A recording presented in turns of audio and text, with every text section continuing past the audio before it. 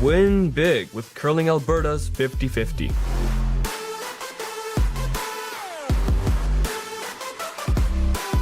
Please, play responsibly.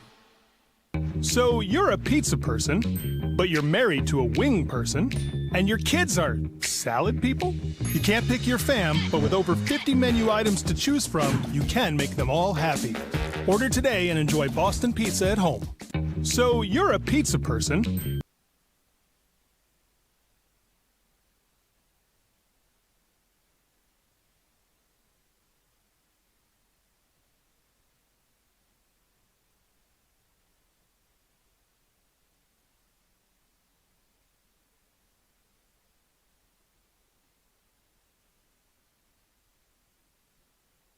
Dan Boris here with Ted Appleman. Ted, you're the winner at draw number 6 against Evan Van Amsterdam. How do you feel about the game tonight? It was a grind, yeah. If you watch it on the live stream, there was some shots made and there's quite a few missed by both teams, so made it entertaining, I guess, but nice to get a win. Yeah, congratulations on the win for sure. What do you feel your team has to do going forward for the rest of the week? We got to manage the rocks a bit. They're a bit tricky out there, so picking up on what the rocks are doing and trying to get good matches and then just keeping an eye on that. Really, the ice surface is really good. So it's just, rocks are tricky this week. Yeah, fair enough. Okay, so you're in the B side right now. You got 2 wins, 1 loss under your belt. What does the rest of the week look like for you guys? Are you taking it pretty easy? You got some practices coming in. What's the game plan? Well, tonight we're going to have a few beers for sure. I don't think we play till tomorrow night, so we'll have a late night tonight, play some cards and have some beers. Get up and maybe we'll come watch the afternoon draw and scope things out and just get ready for the evening draw. Right on, Ted. Thanks very much for your time. Great curling the rest of the week and good luck. Thanks very much. Dan Boris here.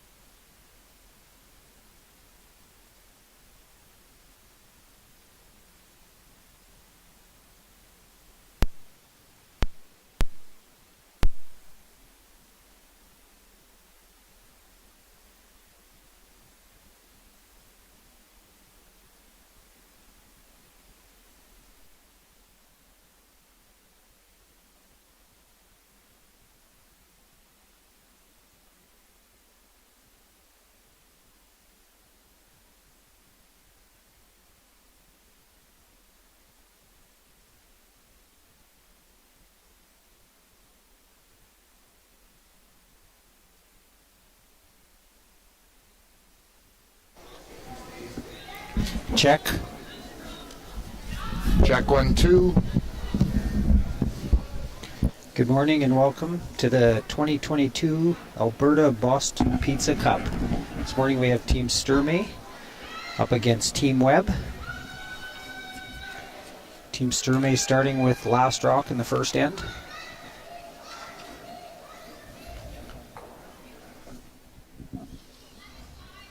Exciting morning. We've got games from the Sentinel Storage Alberta Scotties Tournament of Hearts as well. So all 4 sheets are going, and 2 men's, 2 women's games. And it's going to be a great morning. Yeah, thanks. I'm Kurt Balderston, and I'm here with Tom Pura. Happy to be doing this telecast this morning. I'm thrilled. We've never done anything like this together. We've done a lot of different curling events, me watching and you playing, but this is the first time we've been able to sit and sitting in a living room and watching and talking about curling. So this will be fun. No, it's awesome, and I know you're a lot more comfortable sitting behind the mic, and I'm more comfortable on the ice. But yeah, this is exciting, and certainly know these 2 teams well. Okay. Karsten, a young team that's been on the rise now for 5 or 6 years. A great junior curler. Represented Alberta many times in nationals, and Scotty Webb, a longtime Peace Country curler out of Peace River. Excited to see him here and playing well, so it should be a good game this morning. Yeah, absolutely, and it's a very important game. It is an A event semifinal, so the winners from this game and the sheet game on sheet D between Cooey and Close light. will Still on the yellow wolf. Line's good. as you can tell, we have our curlers mic'd this morning. Line's great. Freezing. Tight. Line. Hard line. Line's perfect. Hard. Hard. Hard. Nice shot, Bunny. Out of the way. May not be shot rock, but good rock position. Good situation so far for Team Sturmey. Little bumps. I've really noticed these teams really getting after it early. Not feeling each other out. They go on the attack right away. So it makes for entertaining curling for sure. Yeah, I agree. I think early in the event, teams tend to play an end or 2 a little more wide open just to get a feel for the ice. But now that we're into day 3, I think the teams are comfortable. And you're right, the team with hammer tends to get up guards and go on the attack early, so it makes for great viewing.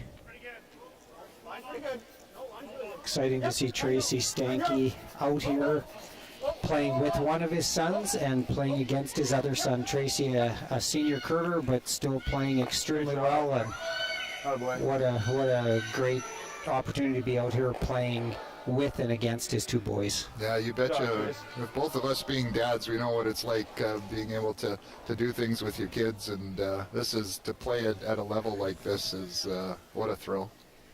I know I'd be extremely excited to play with my son. I wouldn't probably look forward to playing against him. So yeah, it'd be an exciting morning, and there will be a Stanky coming out on top either way. Yep, going to the A final after this morning. So we do have one lineup change. Playing lead for Karsten Sturmey is Caleb Borst, and Glenn Venice has moved up to second, and hopefully towards the end of the event they'll get their whole team back together. But you know, with the constantly evolving situation with COVID, I think it's affected every sport, and ours is no different. Yep, you betcha. It's you hope for health for the curlers, and that they're able to that's first and most important, rather than the games.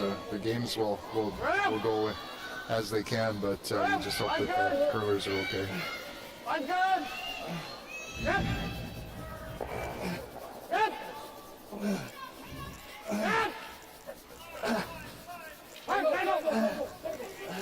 Good looking line here for Jordan, a little short, but good situation for Scotty now with 2 rocks, top rings. I think Karsten will want to do something with that because it's not a great situation for him right now. No, not as they sit. T-line, back 4.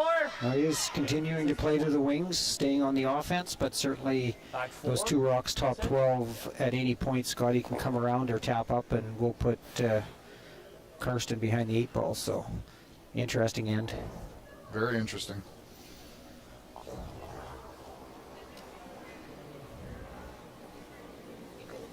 Keep it there a bit.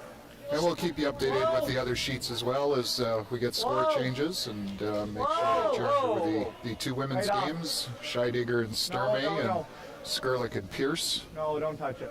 As the round robin continues on the women's side. The women's event has 8 teams playing a round robin, and on the men's side it's 11 teams, and it's a triple knockout.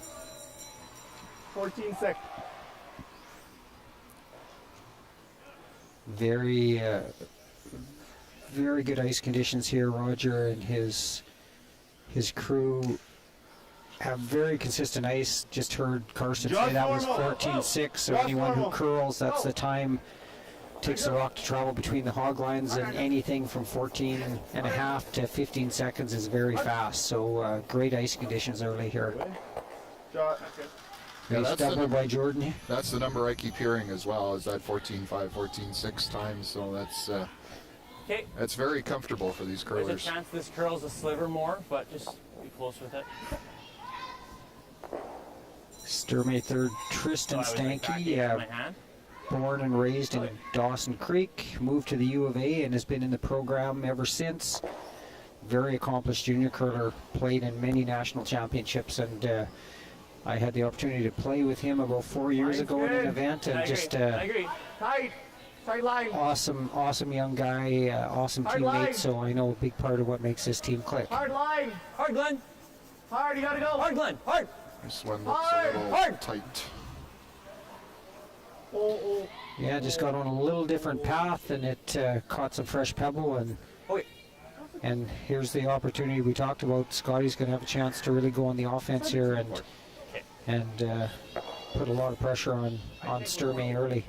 Yep, Sturmey's going to have to do some bailing here and awfully fast. We can hook him too,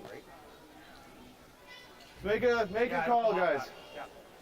This would be a draw. I'm going to stay here. I like that ice. I like this one because we have a little room to go that way, right? Yeah. The tap probably Yep. shot it. Oh, I love it. Tap on the right hand one. Thinking like 4.05 for this. Okay. You can move it 4 feet. Yep. And well, you can come Yeah, up you're the other 410, one. 415, so. Great to see Scott here at the provincial. I think that's even too Put a lot of time and work in through the years, I and don't think so. here doing really well. I heard he played extremely well yesterday. Made a big shot for 5. He was 4 down, made a shot for 5, stole 2 the next end, and managed to come through that game. So Scotty's playing well right now, and it's really anybody that knows Scott is happy for his success. Really All there. excellent person. We heard him say 410, 415. Do you have an idea what that means? That would be a split time, so some of the teams, they have different areas they time from. We always did hog to hog, so we would have like a 14-5 or a 15. But a split time they'll do from set down to tee, or certain teams will go from tee line to hog line, so they'll have different splits. We never use those, but You don't like, I guess that's we've always used hog to hog. No, Yeah. don't go high. Like it's either. I think this is almost smarter. Great situation here for Scott. Yeah, they're Nice, they probably just straight nice guard. tap to the top 4. He's got 2 buried, and I think so. Karsten right now has definitely shifted from wanting to get a deuce to just trying to score. Fairly straight Yep, here? Sturmey sitting third shot. The rock in the 12-foot. I think this one is smarter because you open up a drop path. Not? You go the intern across and I have no drop path, right? Just like a touch high, roll my shooter off, get those 2 in the middle. A setup shot, as it were. Yeah, he'll try to run the tight guard on the right-hand side and peel out the one in the 4-foot, and like he said, open up a draw path. He'll have the out-turn draw available for his next shot to either score or at worst cut Scott down to 1. So a big shot here just to open up some room to be able to score. Whoa!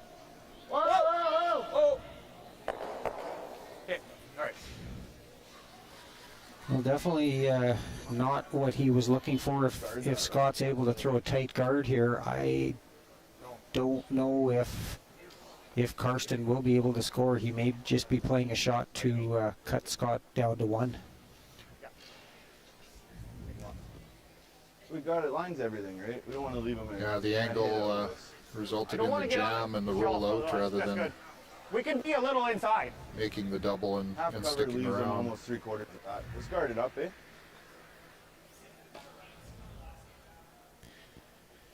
That ice will be good. The left side of the sheet is pretty much dead right now. There's 2 red corner guards, so that is taking away the in-turn draw. So if Scott places a good guard here, I don't really see much opportunity for Karsten to get a single. 20-20, so.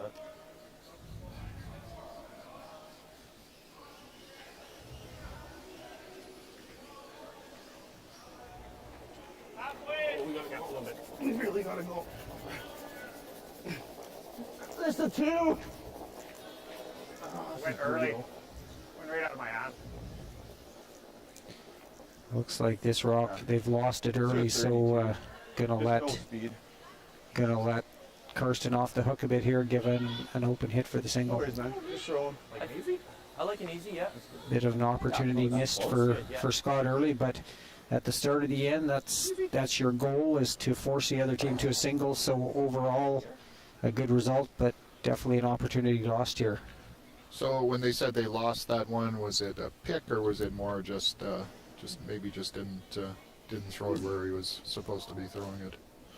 You know, I think from the reaction of the sweepers, I think they felt he was maybe a little light out of his hand and maybe a touch soft, so he probably got in a little different track early. Mm-hmm. And in the first end with this fresh pebble, it can be, you know, easily 10 feet difference, just what path you get on. So I think he just maybe got a little bit soft on release and got on a different path, and they kind of knew right out of his hand they were going to lose it early.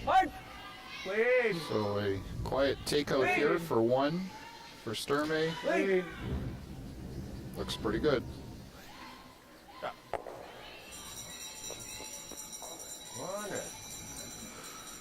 All right, so Team Sturmey on the board first in our A event semifinal here, the Alberta Boston Pizza Cup presented by Best Western. And we'll take a moment to thank one of our sponsors.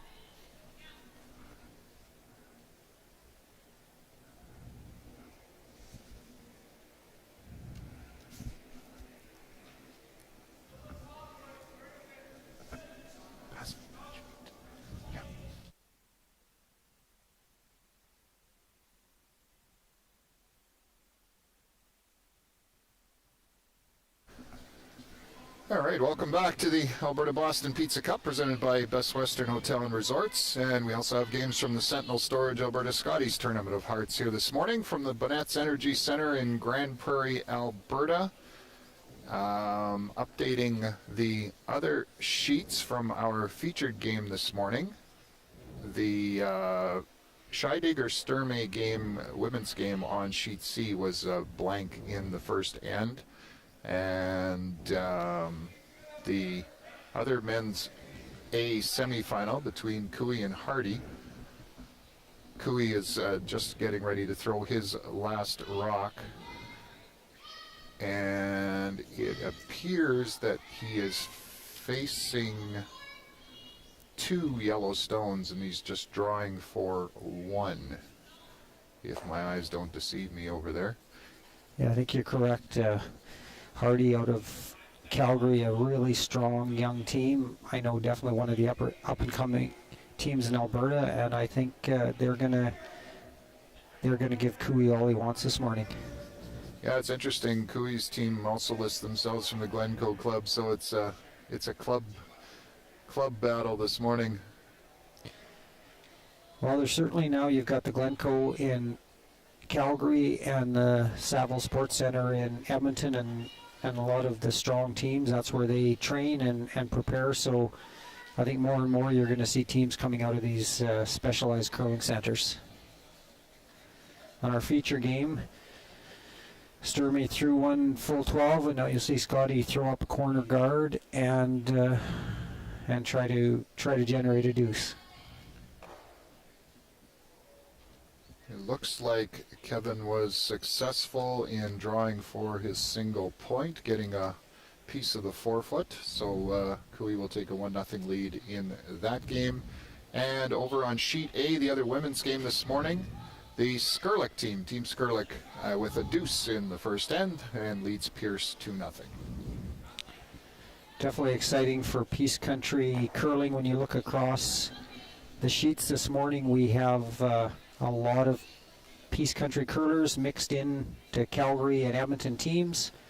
So we continue to generate a lot of talent out of this area, and they don't always stay and play as Peace Country curlers, but a lot have moved on to U of A for their education and become part of that program. So certainly a real history of success in this area. People like Carter Roycroft and Jeff Walker and great young players that have got their start here but moved on to do big things. So definitely exciting for Peace Country. I betcha the list goes on, and like you say, right across the Peace Country, and we're talking the BC piece as well. We like to include the BC piece as well, and it's a wonderful thing to watch. Some of these young curlers go on to some great things.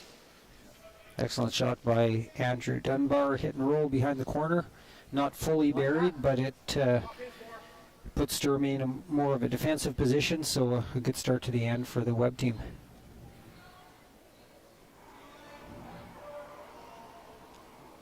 Easy up. Hard, easy. Hard. Easy. Hard.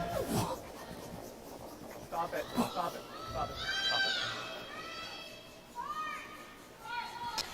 The reason they kicked that rock off, it wasn't broom, but they were going to hit the guard and remove it from play, which you're not allowed to until the 6th rock of the end. So a break for Webb here. He's going to have a chance to either guard or split those 2 rocks to lay 2. So looks like they've elected to go with a guard, and again a good start to the end for Webb, and just like last end has Sturmey chasing. Free guard zone definitely changing the way the game is played over the years, and even as that rule has evolved over the years as well. Yeah, I believe it was maybe the 91 Brier where Kevin Martin got a deuce in the first end against Jeff Stoughton and peeled every rock for the rest of the game and won 2-1. And at that point, there was a lot of discussion about needing a rule change to make the game more exciting. I think Pat Ryan probably started with his Ryan's Express. They'd win the toss to start a 10-end game, and the other team knew they were in a lot of trouble. So even as a player, I've just enjoyed so much the new rules and rocks in play every end. Definitely more entertaining, and it's also increased the skill level of the players, because every player now has to be able to play every shot. And in the old days, you could have a second that maybe was only a strong hitter, and now he has to be able to play every shot in the book, or he will not be part of a competitive team very long. Hard. Whoa. Whoa. Lead. Got shot. Excellent shot by Glenn, peeling the guard and getting the rock out of the house. So Scotty will have another chance to make a come around.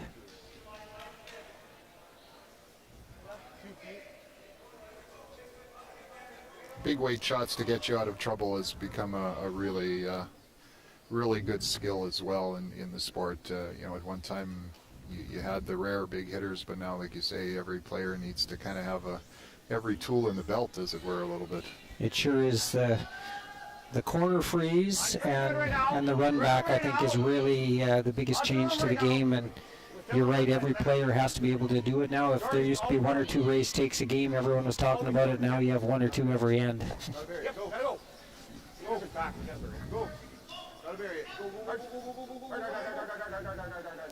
Good shot here, good weight.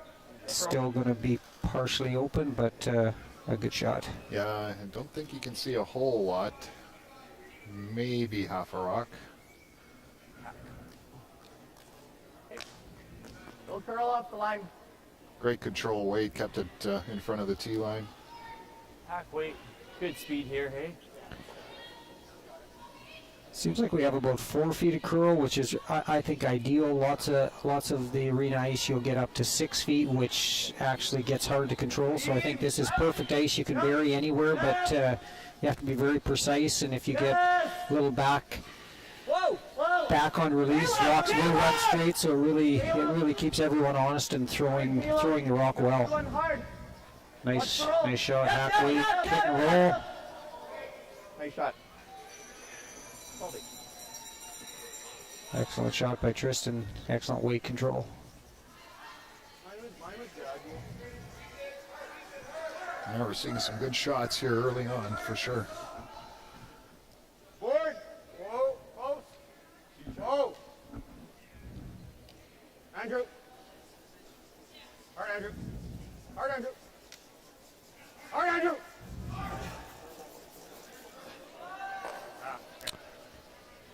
Hit and roll out here, just maybe a little more weight than they were planning, and give Karsten a chance to bury around his center guard. Couldn't quite get the curl that they wanted out of that rock. Okay. Looking over at our other men's A semi, every rock in play so far, and it's been some excellent shot making, and both teams definitely playing aggressive. Room. Probably a lot of familiarity with those two Really teams, running. both from the Mine will be Glencoe, good. and Caleb, whenever you probably can. no surprises. No, and I think, I'm sure for Hardy, excited to have a shot at Cooey. I remember being a 20-year-old and going to an event and looking at the names and just hoping you got a chance to play Ed Lukewich or Pat Ryan. And I think the good young teams, they don't want to avoid those teams. They want to play them and test their mettle against them. I think it helps to have someone like Shannon Clybrink as their coach that can settle them down a little bit and give them some good strategy when it comes to the game as well. Yeah, for anyone who doesn't know Shannon, her son plays third on the Hardy team, and I think Shannon, everybody knows what a great player she is, but I think maybe a little underrated. As great as she is, she actually played in 3 Olympic trial finals, won one of them, went to 1 Olympics, and lost 2 extremely tough finals to go to 2 more. So yeah, definitely one of the top lady curlers of all time, It'll be pretty comparable to the one I did last time. Great addition to that team. On our sheet we have starting to look like a blank end here. If Karsten hits and sticks, he'll force Scotty to hit and stick, and probably I think this will very similar. leaning towards a blank. It'll ride this. Yeah. Tap under, that's good, but you gotta stick your nose.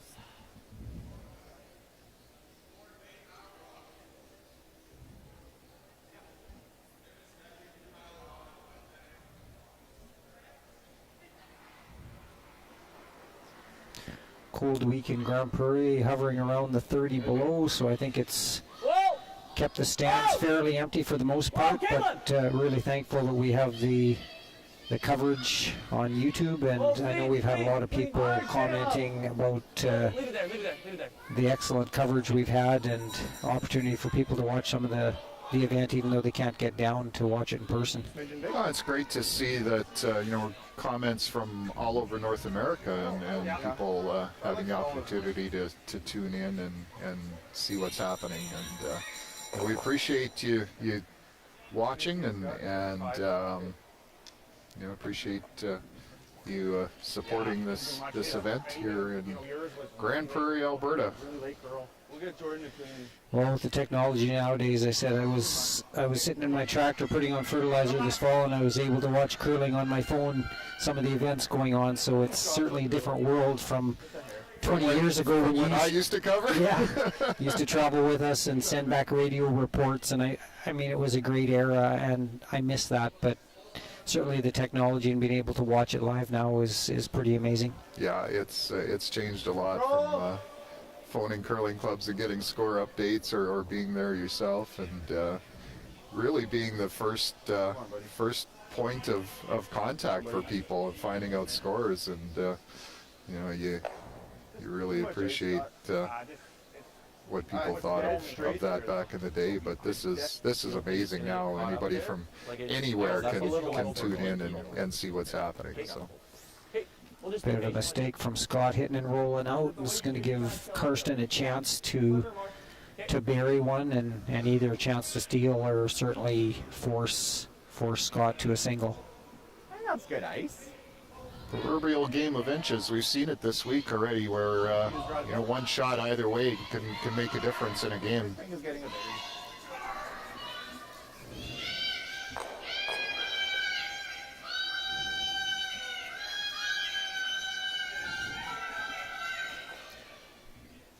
Over on sheet D, there are 6 rocks clustered around the 4-foot in the Hardy Cooey game, so we're just kind of keeping an eye on that one. It looks like Cooey is lying one, biting the button, but Room!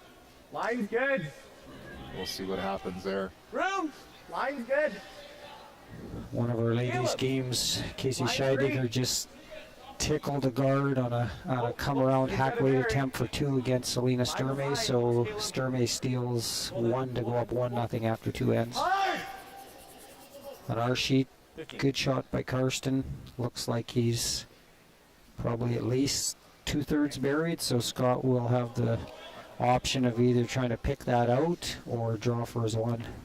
And I think probably the reason he's drawing for 1 here, if he played the pick attempt and just tickled that red guard as tight enough, he could put it into the ring. So I think if it was his rock up front, I think you'd probably see him try to pick out shot rock, but just the fact that he could tickle that rock into the rings, he's elected to draw for his 1. Go down first, George. You got it, man. Is his yellow rock going to affect this draw at all? You know, it shouldn't, but if he gets out that far, he's probably in trouble. He wouldn't have the line to get to the 4-foot anyway.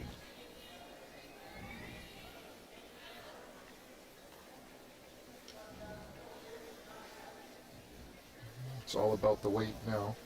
Certainly the way the sweepers are sweeping, it looks like he's very close.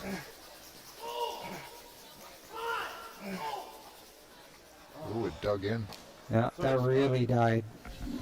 Well thrown rock by Scott, and I think the sweepers either got fooled or maybe caught something right at the end, because it certainly looked good at the hog line, and the sweepers were just cleaning it, and then it started to curl. So a steal of 1, 2-0 for Sturmey after 2 ends.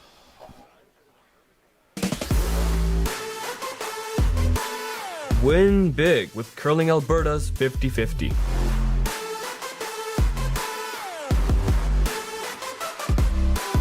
Please, play responsibly. Welcome back to the Alberta Boston Pizza Cup, presented by Best Western Hotel and Resorts, as well as the Sentinel Storage Alberta Scotties Tournament of Hearts from the Bonnett's Energy Center in Grand Prairie, Alberta. Our featured game this morning is one of the men's A semi-finals between Team Webb and Team Sturmey. Sturmey with single points in the first and second end for a 2-0 lead. Our other men's A semi-final on the ice currently is between Cooey and Hardy, and after a whole number of rocks in play, now Cooey with the hammer without the hammer is lying 3, and Team Hardy is just trying to figure out how to deal with it. There's a rock at the top of the 4-foot nibbling the button, and then one at the back of the 4-foot, and then another rock in the 12-foot. So pretty good position for the Cooey team right now, and we'll keep you updated as to how that turns out. Cooey just made a big weight out-turn double to remove both Hardy rocks from the 4-foot, and anyone who knows Kevin Cooey, no surprise when he puts the broom down for an out-turn peel weight shot that good things aren't going to happen for him. On sheet A, one of our women's games this morning as the round robin continues. Pierce was just a little heavy on a draw for 2. so had to settle for 1. So it'll be Team Skurlick leading Team Pierce 2-1 after 2 ends of play. And the other women's game this morning is Team Scheidegger and Team Sturmey, and Team Sturmey with a 1-0 lead after 2 ends in that one. In our game, Sturmey throws up a center, and Andrew Dunbar makes a good come around full 8. So, I feel the first 2 ends, I felt like Scott kind of controlled the ends and let him off the hook a little bit. So, even though he's down 2-0, I feel like they've maybe carried the play. So, he'll try to get a deuce here and get back on even terms. Let her go around. Whoa! Back 4. Whoa! T-line. Glenn's rock. Back 4. Finish if you can. Hard, Glenn. Go! Nice shot. Good plan B here. They were trying to corner freeze the yellow a little heavy. The sweepers picked up on it early, and they swept it, get past, and back 4, Shot Rock buried. This is actually Team Webb's 3rd game of the competition. They beat Van Amsterdam 9-4 in their first game and came back to beat Jake's 10-8 in a wild one yesterday. Webb was down early and then scored a 5 and then stole a 2 and rallied to win that game. So Sturmey only played the 1 game against Appleman, winning 8-5. So Webb with maybe 1 extra game's worth of getting used to this ice. Just a touch heavy here on the corner freeze, bounced off, so we'll give Sturmey a chance to freeze in. Freeze. Back 4. Switch rock. Straighter. Filling a little more. On sheet D, Cooey playing a long guard, and Hardy will have Top 8. he's got basically a drop for 1 to the button by the looks of it, because the 2 Cooey rocks he won't be able to move T-line. for 2, I don't believe, so it'll be an outturn draw for 1, but he's going to have to get a piece of the lid. Freezing. Off.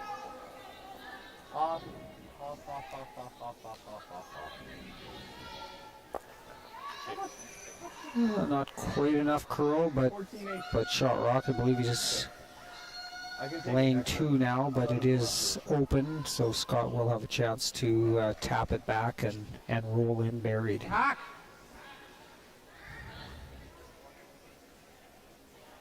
Similar. Okay. You got it, man.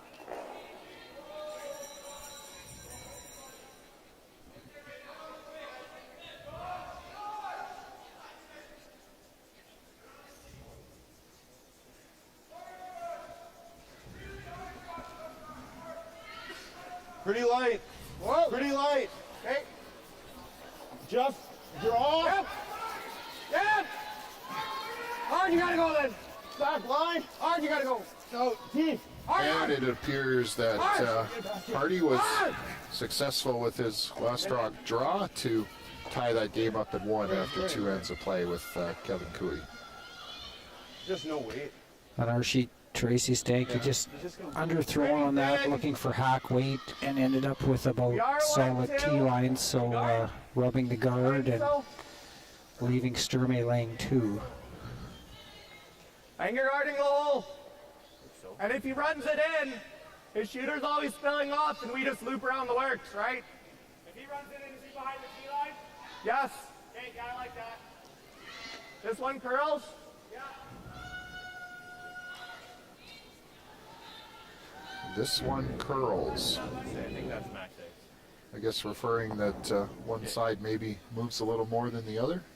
That's quite common, especially it seems like in an arena settings where you'll have one side of the sheet will maybe move 5 or 6 inches more than the other side. So, or they could be talking about a particular rock. They'll match up rocks, and teams are getting very good now at matching up rocks. Sometimes within a set of your 8 rocks, there'll be 1 or 2 rocks that will move a little differently from the others, maybe curl a little more or run a little straighter, and most of these high-level competitive teams will have a book as the week goes on, and they'll match up rocks according to whether they need one that curls more or runs straighter. So these rocks will go from competition to competition as they go. Yeah, I think maybe these were the rocks that were used at the Olympic trials this year, and I'm sure there's 4 or 5 sets in Canada that go to a lot of the major events, and yeah, definitely very good rocks, and they're sanded before each event, so they can change, but for the most part the tendencies will kind of stay the same.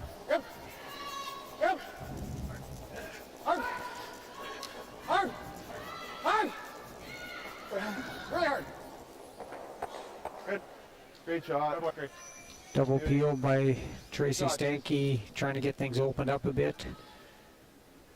Scott not liking the way the house is sitting right now and trying to open things up and have an opportunity to maybe score a deuce, or at least make sure he is able to score. It's not bad.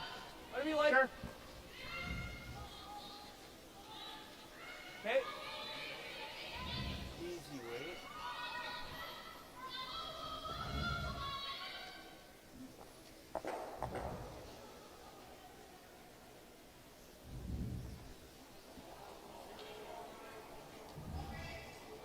Hard, hard! Nice to see Team Skurlik has their whole team together this morning. Crystal Webster had been filling in the first couple of days, but it appears everyone is back. Sorry, Tristy. Good throw. Nice to see. Yeah, certainly you can bring in a talented player, but missing one of your regulars certainly changes the team dynamics, and it's you put in the work all year, and it's certainly nice to all be able to play together and have that familiarity with within the team. Skurlik's from Nampa, Alberta, home of my wife. Good people came from Napa, Good right? people came from Nampa, you betcha. Yeah, I know. Close, Trace. The two sisters play on the team. Really nice young girls, and very talented. Watch that red, Scott. Went to Calgary, I believe, to go to school, won a junior championship, and just very fine young ladies. They've had some tough luck this week. They are 0-3 and have dropped all 3 of their games by a single point. So it just shows you the level of competition here, where just one shot here or there can make or break a game.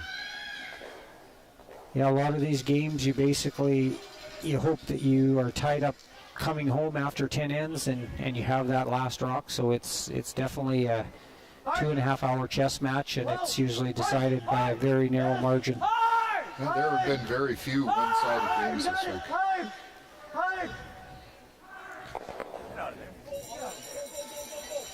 Great shot. Good shot by Tristan, getting the double, just getting that back rock off the rings. So Trace, we gotta make a call. Trace. Sturmey looking at 3, but a chance for Webb to hit and roll here, and still opportunities to get his deuce. Yeah.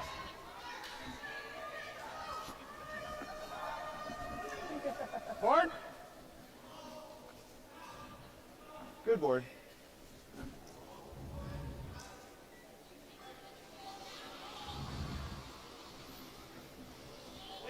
Board.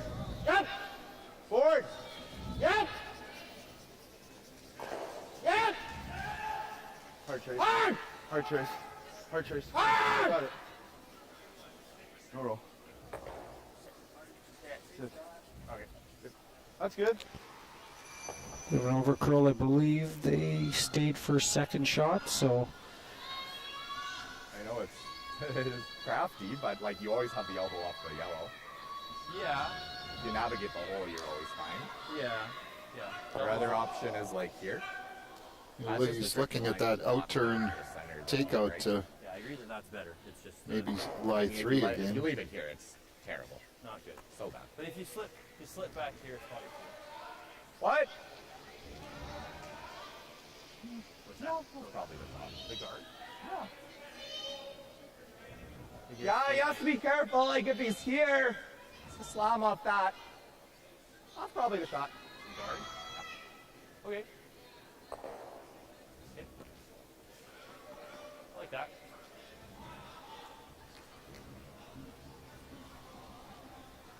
Just going to go top 4.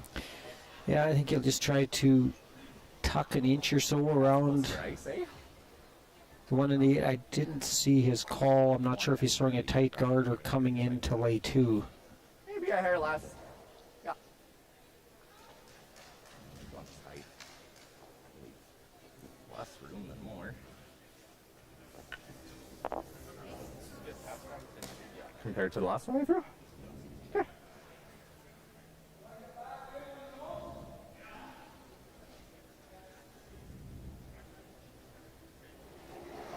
Had the opportunity to play in an event about 4 years ago with Karsten, a very Line's good. very talented young player, and I know very passionate about the game, and No, line's good. I expect you'll see Karsten for the next 15, 20 Line's years good. Line's good. competing to win this championship. So Whoa, whoa, whoa. Close. young man that's had a lot of success so far in his career. Whoa, no. Did throw the guard. Maybe over curled a couple inches. I think Scotty still have an opportunity to move that back if he wants to lay 2, but I actually think it would be better shot just to come in and get half of the forefoot to lay 1, because if he comes back to that, he'll be behind the tee line and give Karsten a chance to draw down to him and force Scotty to a single again. Well, yeah, no matter what, he's probably doing that, right? Yeah, okay. If we don't On sheet see C, it, right? Team Scheidegger with 2 in the third end for a 2-1 lead over the other Team Sturmey on the ice this morning. Casey actually had a shot for 3. She had to hit and stick, hitting one in the 12-foot to get a 3-under, and just stayed a little straight and just rolled off the ring. So opportunity for 3, but she did get her deuce to go 1 up. We gotta beat him. You got it. If we're a bit up, we'll let you know. We can go to the back, right? No Yeah, big we go deal. back. Yeah, We absolutely have to. We like that ice. I like it. You're still looking for 4.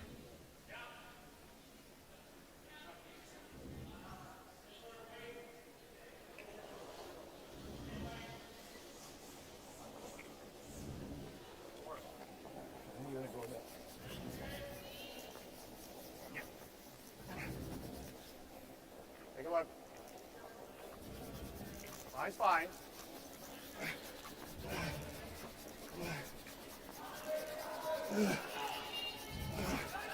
Good looking line here. They have to get a piece of the forefoot, and I don't think they're going to get there. So Just not pushing it? Just not giving it. Yeah. Yeah, because I mean, it doesn't have. Discard the drop path? Or do you come in? I don't mind that either. That's probably the call. Can you get? You It's risk free because even if you touch the back end of it, it goes like that. Yeah, I think it's always your shooter that's going to be shot. So, I like it. So And like he does have a run for 2, so so is it like normal or sorry, medium or easy I think it's like an easy. to get it low enough? Okay. Easy like here? Pretty straight. I think it's gonna be straight on here. Karsten's going to try to come off this outside yellow stone and then bump his in to be laying 2. Not a real easy like that for chance. easy? If he tried to play an in-turn come around I think it's gonna run. and it hung out, he'd Like I'm not gonna be quiet. give on it. Scott a I think chance, possible chance for a double for 2, so he's elected to come off this outside rock, which he said is pretty risk-free. Opportunity to be laying 2 buried. Not a real easy shot, though. Well, you know what? They're all easy. You just have to hit that first rock in the right place. But you're right. It seems like the degree of difficulty seems to go up anyway. Feel like a 10. Hard! Hard! Hard! Hard! On this early, it looks like it's over curled already. Whoa, whoa, whoa, whoa, whoa! Shit. Doesn't want to take out his own, Okay. which he did, but still leaves himself buried, and I believe Scotty will be forced to a draw for 1.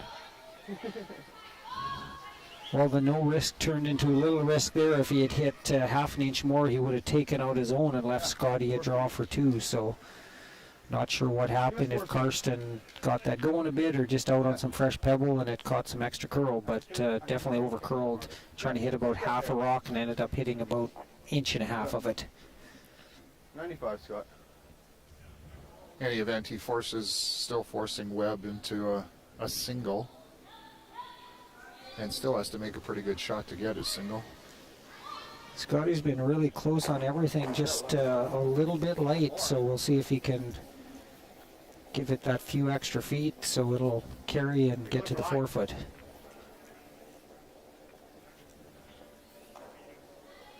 Sweepers are backed off. It certainly needs to curl. Looks like he's maybe added a little too much.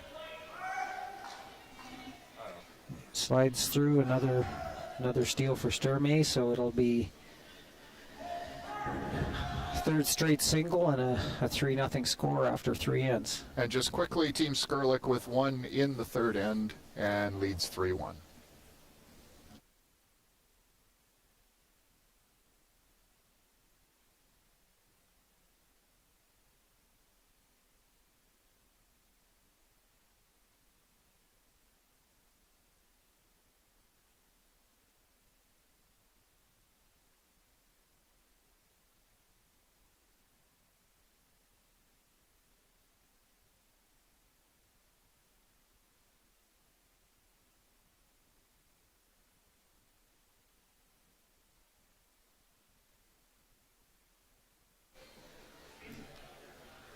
Well, welcome back to the Sentinel Storage Alberta Scotties Tournament of Hearts and Alberta Boston Pizza Cup, presented by Best Western Hotel and Resorts. You are watching live streaming coverage from the Bonnett's Energy Center in Grand Prairie, Alberta, where I believe the wind chill was in the minus 40s again today, so we're trying to stay warm in the arena. when the arena is warmer than it is outside, you know, it's... makes for an interesting week, but good for the ice makers. Don't have to worry about you know, the ice sweating or anything like that. So yeah, it looks like the weather is going to stay cold until Monday, so that should, like you say, keep the conditions consistent for the ice makers. Nothing worse than going from minus 20 to minus 5 and raining or something, and humidity becomes an issue and frost build up on the ice. So yeah, so far good conditions. And Scotty's just about got him where he wants him. He was down 4 yesterday and then proceeded to get 5 and steal 2. So he's, I guess if you're trying to find a positive, you'll say he's used to coming from behind, but certainly against a team like Sturmey, I don't think you want to let them get 4 or 5 up because they're a pretty polished team, and I don't think your chances of coming back are going to be really good. So I think it's important for Scotty to get 1 or 2 here and get on the board. yeah, the Webb team has been struggling a little bit with the weight, it seems like, and you know, hopefully they, for their sake, that they can find the range. And the Sturmey team has played very well. Good room and, now. Let it work. You can. They are, as you mentioned, a very talented team as well. And you know, this is a big game. This A semifinal. It's a chance to get into that A final and give yourself a little bit of a rest and get ready for the playoffs. Yeah, I know since this format came in, I don't know the exact numbers, but I know the team that goes on to win A has won the championship a lot of times. So yeah, every game as the week goes on, the level of importance goes up, and for Scotty, this is certainly a big game. So hopefully he can get his feel. I feel like he's been struggling a little bit. He feels like he's throwing them good, and a couple have died on him, and then, you know, he made that correction and overcompensated last end and threw it through. So hopefully he can get that dialed in and get a good feel for the weight the rest of the game. Over on sheet D, Kevin Cooey was attempting a long angle raise takeout for, I believe, for 2, and was not successful. Drove it by, and so it looks like a steal of 1 for Team Hardy, and they would lead 2-1 after 3 ends of play in our other men's A semifinal. I thought so, yeah. 11 men's teams playing this week in a triple knockout format, and 8 women's teams playing in a round robin format. Easy. Hard! Hard! Right now, the leading women's teams are Team Walker, Team Scheidegger, and Team Rock, all at 3 wins and no losses. Good sweep. Nice shot. A little bit of an overroll here by Glenn, and give Scotty a chance to remove and try to roll in and get buried under the center guard. Throw your normal you've been throwing.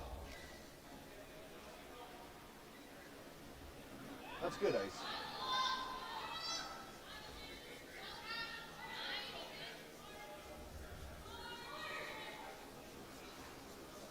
Normal. Yep. Yep. Hard. Hard. Hard.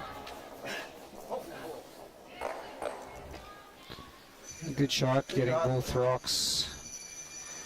Easy. Not removing both, but getting the one out and the other Just moved one out curl into the bar, 12-foot, which is not an issue for Scotty. Just rolled out into the open, so give Sturmey a chance to hit and roll back under cover. Easy up. Hard. Easy up. Hard. And more weight. Low. Tristan. Hard, Tristan. Trying to get it to move a little bit. Oh, your nose. Son. Big roll's fine too. You want a little bit of roll on that one? Yeah, he wanted to roll under cover, but not a bad shot. Talking about the sweeping, that's something we've seen over the last 4 or 5 years. It's changed. We used to only sweep to try to keep the rock straight, and now they've realized with the directional sweeping and the fibers they use that creating those little grooves in the ice, they can actually get the rock to curl extra by sweeping as well. So that's why you'll see just one sweeper. You'll have the one sweeper try to hold it straight, and the other sweeper sweeps to make it curl. So actually, as a sweeper, there's a little less sweeping than they used to be. You tend to only sweep when the rock is coming towards you, or sweep on your side if you're trying to get it curl. So definitely less sweeping than there used to be, but definitely the sweeping has become a huge part of the game. Hard, Jordy. Hard, Jordy. Hard for a piece, man. Hard. Hard. Big? Nothing? Shot, Trace. A lot quieter than the old days of the brooms pounding on the ice, too. Yeah, and a lot less Shot, Trace. yeah, a lot less tiring than you think about back in the day. The Heck Gervais era, where 12-end games, and they didn't have a 2-game-a-day rule, and guys sweeping corn brooms. That's when the men were real men. And ladies, the ladies, same thing. They had to sweep the corns as well. So the men and ladies. There were a lot of biceps. A lot of biceps. Exactly. Yeah, we complain about being tired, but I'm sure some of the people back from the 50s and 60s would laugh at us complaining about being tired sweeping the push brooms. I know my dad was in Edmonton curling in Spiel, probably would have been in the 60s, and they said they played 5 12-end games the last day. The last day? The last day, and sweeping corn the whole time. So it's lucky he'd been milking cows for 30 years, so the wrist didn't tire out. But yeah, it's pretty amazing what some of the curlers used to do. Yep. Line's really good. Just there.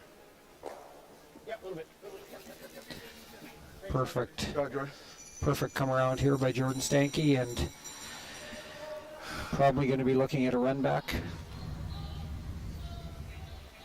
That's definitely become a huge part of the game too, the run back abilities for some of these teams. It sure has, and this is a situation because Sturmey's 3 up, he'd be running it back. If the game was tied or he was behind, he'd be corner freezing, but because of the lead he has, he'll be running this back and just try to limit the damage. Not what he was playing, but definitely a good plan B. Open it up, and now Scotty will split the house and try to get his deuce that way. I like that. You like this? Whatever you like. Whatever you like. Hey, Yeah. I'm good with that. Sure. The issue here is if he draws down to the red rock, if he doesn't stay froze on the inside half, it will give Karsten a double, whereas if he split the house and went behind the yellow and kept them even, there'd be no chance at a double. So although freezing the back one is good, if he doesn't get the angle right, it will set up a double for Karsten. Now, if he goes behind the corner guard, Lots of line. do you risk then the Sturmey team kind of Line. taking that away by playing down to it as well? I think if he went around the corner, Karsten would just hit the open one and concede a deuce. So this, you know what, this actually turned out okay. It went deep enough that I think he'll just hit and roll in front of it. He won't try to play the double yet. Try to pull the rings together and hopefully have a chance to get a double on his second shot. Yeah, fairly steep double as they sit right now, I guess. It is. Karsten will play quiet weight, try to roll over, maybe half in front of the yellow rock, forcing Scott to hit and stay on that side of the sheet, and then he'll have an opportunity for the double on his next rock. Yeah. More beautiful. And our other men's semi, Hardy continues to put pressure on Cooey right now, down to second rocks, and he's got one buried in the forefoot. So, yeah, the young Hardy team is definitely putting lots of pressure on Cooey this morning.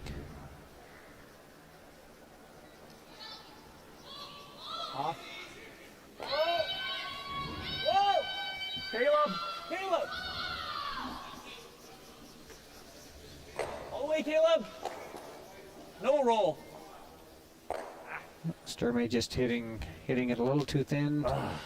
He'll give Scott a chance to split house here. He'll go to the open side of the 4-foot or in the 8-foot, and Karsten will have to hit and concede the deuce if Scotty's able to get second shot here, probably just T-line or just behind. You got her, man. Back to normal. Good opportunity to get back into this game. Like you've been throwing. We got you some rocks. Right here. Good chance for Scott to throw another draw with not quite as much pressure on it, just to get a good feel. Scotty's had good draw weight all week and just struggled a little bit early, so chance to throw a rock to the open house and just get a really good feel for draw weight for the rest of the game. T-line? Yeah, but like you've been doing. Let's get you some good rocks Any now. reason to take any left ice? Nope. I like that path though, Scott. Yeah. For sure. I like that path. Here the sweeper's talking about the path. So, you know, at the first few ends of a game, you'll get certain paths that have had a lot of rocks down, a lot of sweeping, and they'll be keener, so you can get on a path, third or fourth end, that hasn't had a rock down yet, and it'll be considerably slower. So definitely all four players involved in every shot, and as the skip and third are putting down the broom, the front end will be talking about the path and what the speed's going to be, and then they'll relay that to the skip when he comes down to throw. So looks good for Scotty here, just pretty much perfect. That's a confidence builder there. Nice shot. You talked about sanding rocks earlier a little bit. Maybe just a little explanation about what that does to the rocks. Yeah, so at the start of an event, basically they take sandpaper and they'll just do a couple small rotations of the rock on the sandpaper. It completely cleans the bottom of the running surface, and it will rough it up a little bit just so the rock grabs the ice a little more, and it'll create a lot more curl. So if that rock would normally curl 3 feet, after being sanded it'll maybe curl 4.5. And as the event goes on, it'll tend to curl a little bit less as it gets more, as that sanding wears down a bit. But it's become something that's done at every big event. The odd time partway through the event, if the rocks have straightened out too much, they'll resand, let all the teams know they've done it, because it will dramatically change the rocks again. But for the most part, they'll sand at the start of the event, and then that will last for the whole event. So as we said here, Karsten forced just to hit and stick, and Scotty will have an open hit for 2, which will get him right back in the game. That's what we need that kid. You notice Scotty's first rock too. I like whatever Scott wants to throw. He lost his handle as he came into the house. That may have been a bit of a factor on this arena ice. If you don't have enough rotation, you'll tend to lose your handle, and then the rock will really die. So I know Scotty hasn't played on a lot of arena ice, and on curling rink ice you don't want a lot of rotation. So basically you'll maybe have 2 rotations on the way down the ice.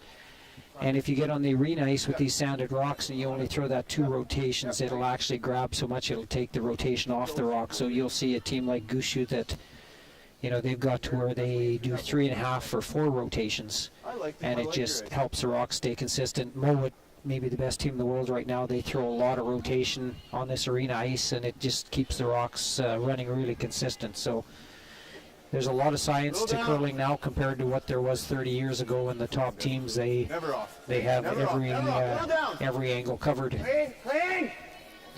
Good looking shot by Scotty here. Big deuce to get back in the game. Sturmey will lead 3-2 after 4 ends of play, and will take the hammer going into end number 5, and we will take a short break.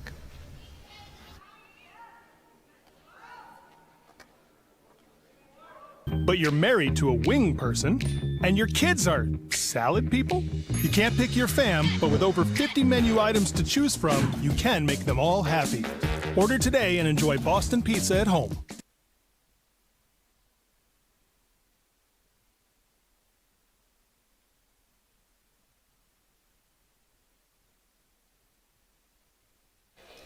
Welcome back to the Sentinel Storage Alberta Scotties Tournament of Hearts in the Alberta Boston Pizza Cup, presented by Best Western Hotel and Resorts. You're watching live streaming from the Bonnets Energy Center in Grand Prairie, Alberta. Our featured game this morning is Team Sturmey against Team Webb in one of 2 men's A semifinals, A event semifinals. Scott Webb with a deuce in the 4th end to cut Sturmey's lead to 3-2. Playing 5, Sturmey with the hammer. In the other men's A event game, it is Team Cooey against Team Hardy, both teams from the Glencoe Club in Calgary. And Hardy leads 2-1 as the 4th end is still being played. There's still 3 more skip rocks to come. Not a lot of rocks in play, just it appears just the one rock, one Hardy rock in the top of the 12-foot, which Cooey is attempting to remove here. The women's games on the ice right now, the round robin continuing in the women's draw.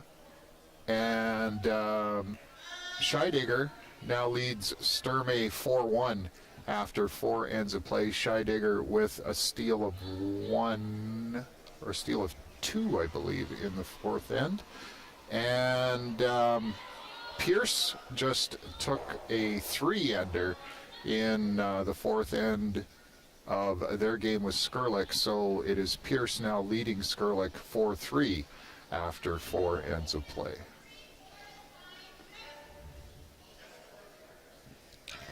In our feature game, a big 2 for Scott Webb to get on the board and get some momentum. He's got a center guard up.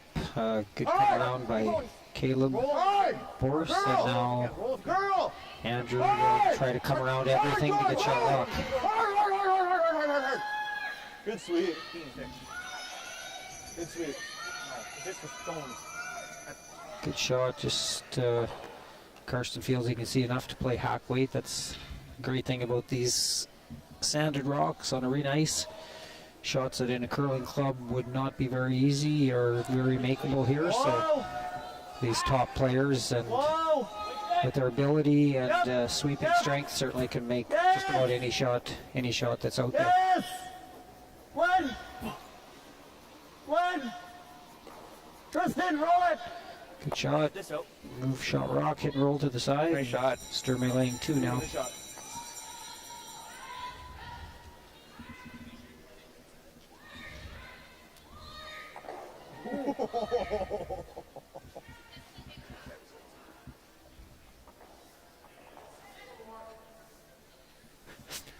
Over at sheet D, they're trying to determine whether the one Cooey stone is biting the 12-foot.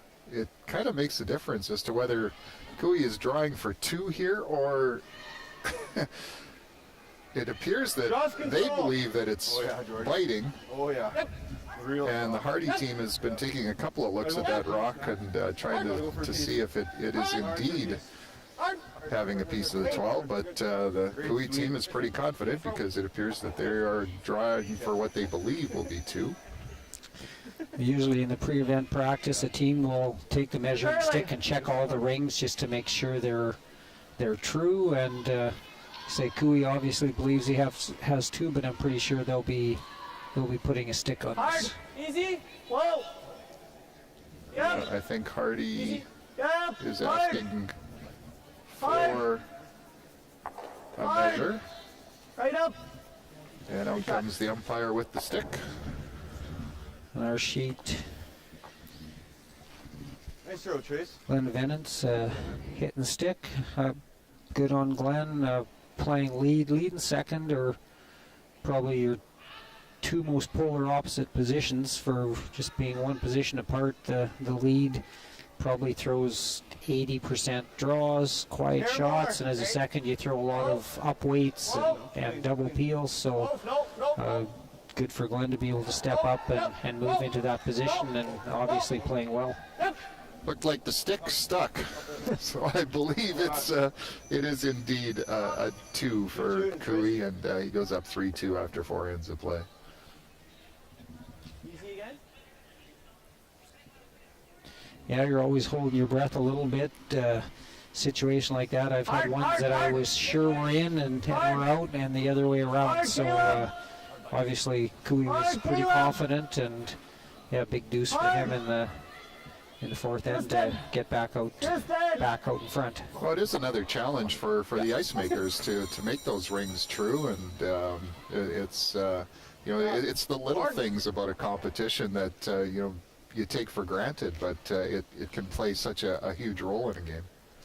Well, certainly, just like the curler's ability and technique has improved, the ice making over the last 20 or 30 years has certainly gone to another level, and it's just amazing that they'll come in and have 3 days and they'll put curling rink ice over top of hockey ice and just have an absolute perfect surface to play on. So it's a testament to the skill and the hard work of the ice makers, and I know our local ice maker Roger has worked under Jamie Barassa for quite a few years, always had great ice in our local Grand Prairie Curling Club, but now he's moved on to that next level and making great arena ice. So yeah, real testament to the ice makers and what they do. And I know at the end of the event they put in more hours than any of the players or any of the other volunteers, so they work extremely hard, but they give us great surfaces to play on.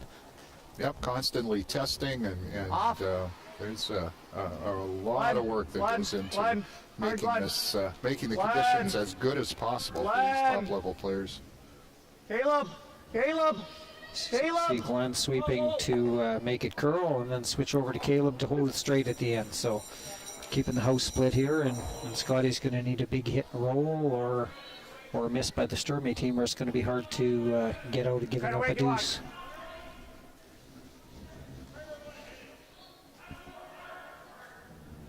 Yeah, I like that.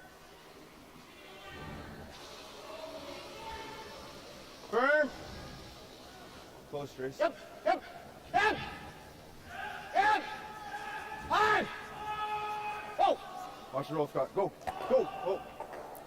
Sit. Got a pretty good roll. Sit. Yeah, just overrolled a bit, but certainly changed the shot, You got to pulled hold the it play in. towards the center a bit, which is good for Scotty. So if Karsten isn't able to hit and roll right out to the 12-foot, it will give Scott a little easier chance to hit and roll behind cover.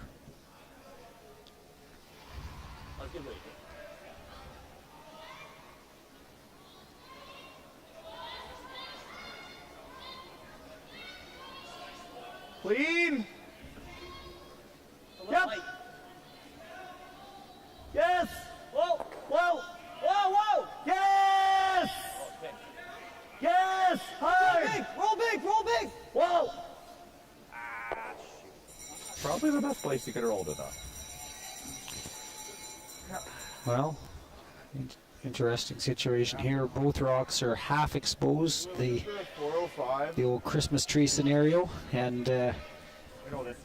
Scotty's going to ignore big shot here. This is critical shot in this game. If he can get one half buried around the rock that's full 12, he could get out of the end, and if he makes a mistake and sits in the open, gives Karsten a chance to hit and roll to be laying 3, it could be game. So a couple real key shots coming up here for Scott in this game. So I guess an option would be to still hit the one that is virtually open and almost concede a deuce, or try and put pressure on and go for the steal. Yeah, I think you're definitely right. He could get at the shot rock and roll to the open, which would basically be conceding a deuce, but he's decided to try to make the come around and get out of the end here.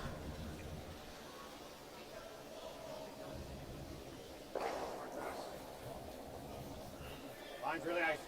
Yep. Yep.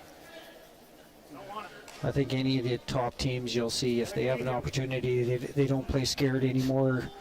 The other teams are so good. If you have an opportunity to make a good shot and get out of a situation, you have to have confidence that you're going to play it and make that shot. So, When the conditions are as good as they are too, it makes it that more attractive to go for it, I guess. perfect line here for Scott, just about 3 feet heavy. If he could have kept that anywhere in front of the tee line, it would have been perfect, but he's actually left Karsten laying 1. Karsten could play the out-turn tap on his own to be laying 3, but again, it would leave all his rocks behind the tee line and possibly give Scott another chance to get out of the end. So he's going to come in with the in-turn, beat Scott in, and be laying 2, but if Scott makes any kind of mistake, then he would have access to that rock with the out-turn and a chance for a big end. So I think definitely the right call here. Even though you could be laying 3, I think laying 2 and taking away Scott's way out of the end is definitely the right shot. Yeah, ideal is just full floor. You could get second shot full floor, you're good, but can't be deeper than that. Same speed.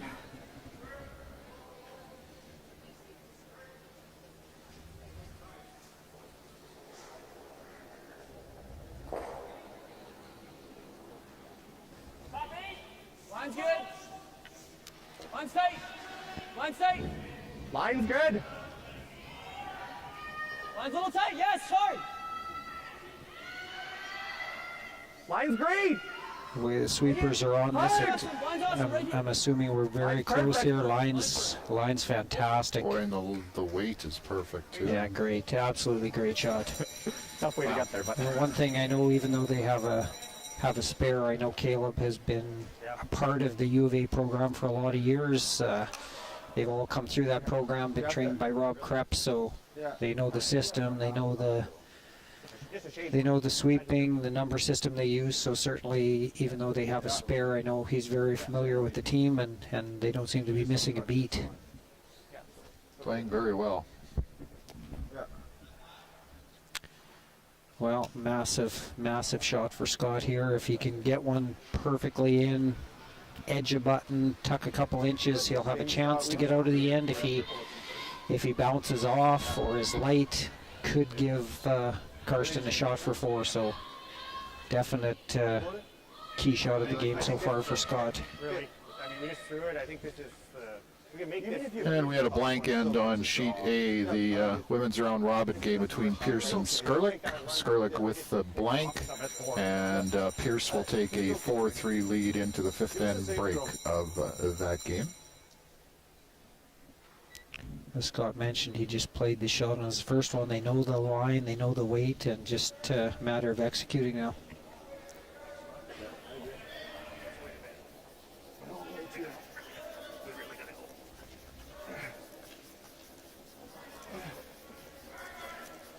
I heard them say, really gotta go. This one looks light. Yeah, just that struggle, and there is a possibility that Scott's second rock could be a little bit heavier, but it sounded like the sweeper said he pulled the string a little bit. So I think you take about here. draw for 3. it was important to get it at least past that one in the 12-foot, because I guess the tap could have been there for 4. Yeah, exactly. You're right. They stayed on that. They got it 3 inches less, and Karsten's playing a hack weight shot for 4. So even though the shot was missed, the fact the sweepers didn't give up on it and got it in for 2 out count. 2 out count. The other red rock was really, really important.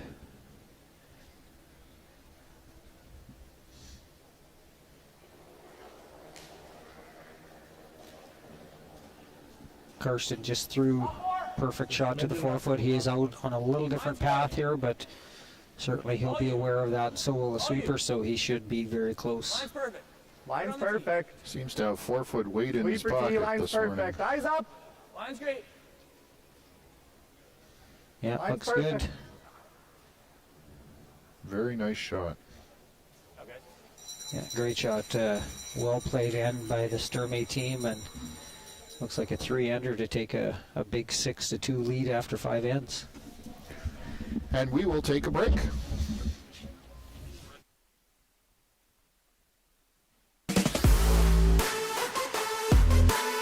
Win big with Curling Alberta's 50-50.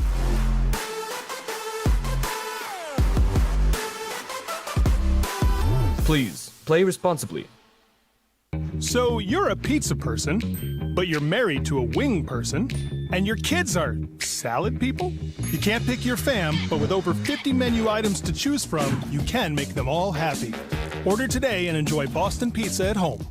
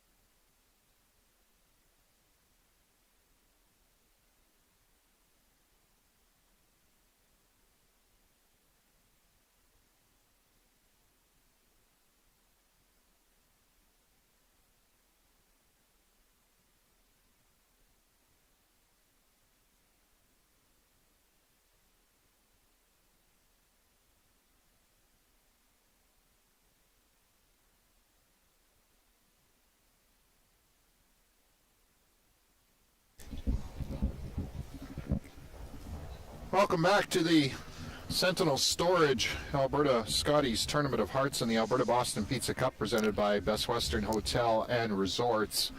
We have 2 men's and 2 women's games here this morning from the Bonnett's Energy Center in Grand Prairie, Alberta. The men's games are A-event semifinals, and at the 5th end break, it is Team Sturmey leading Team Webb 6-2.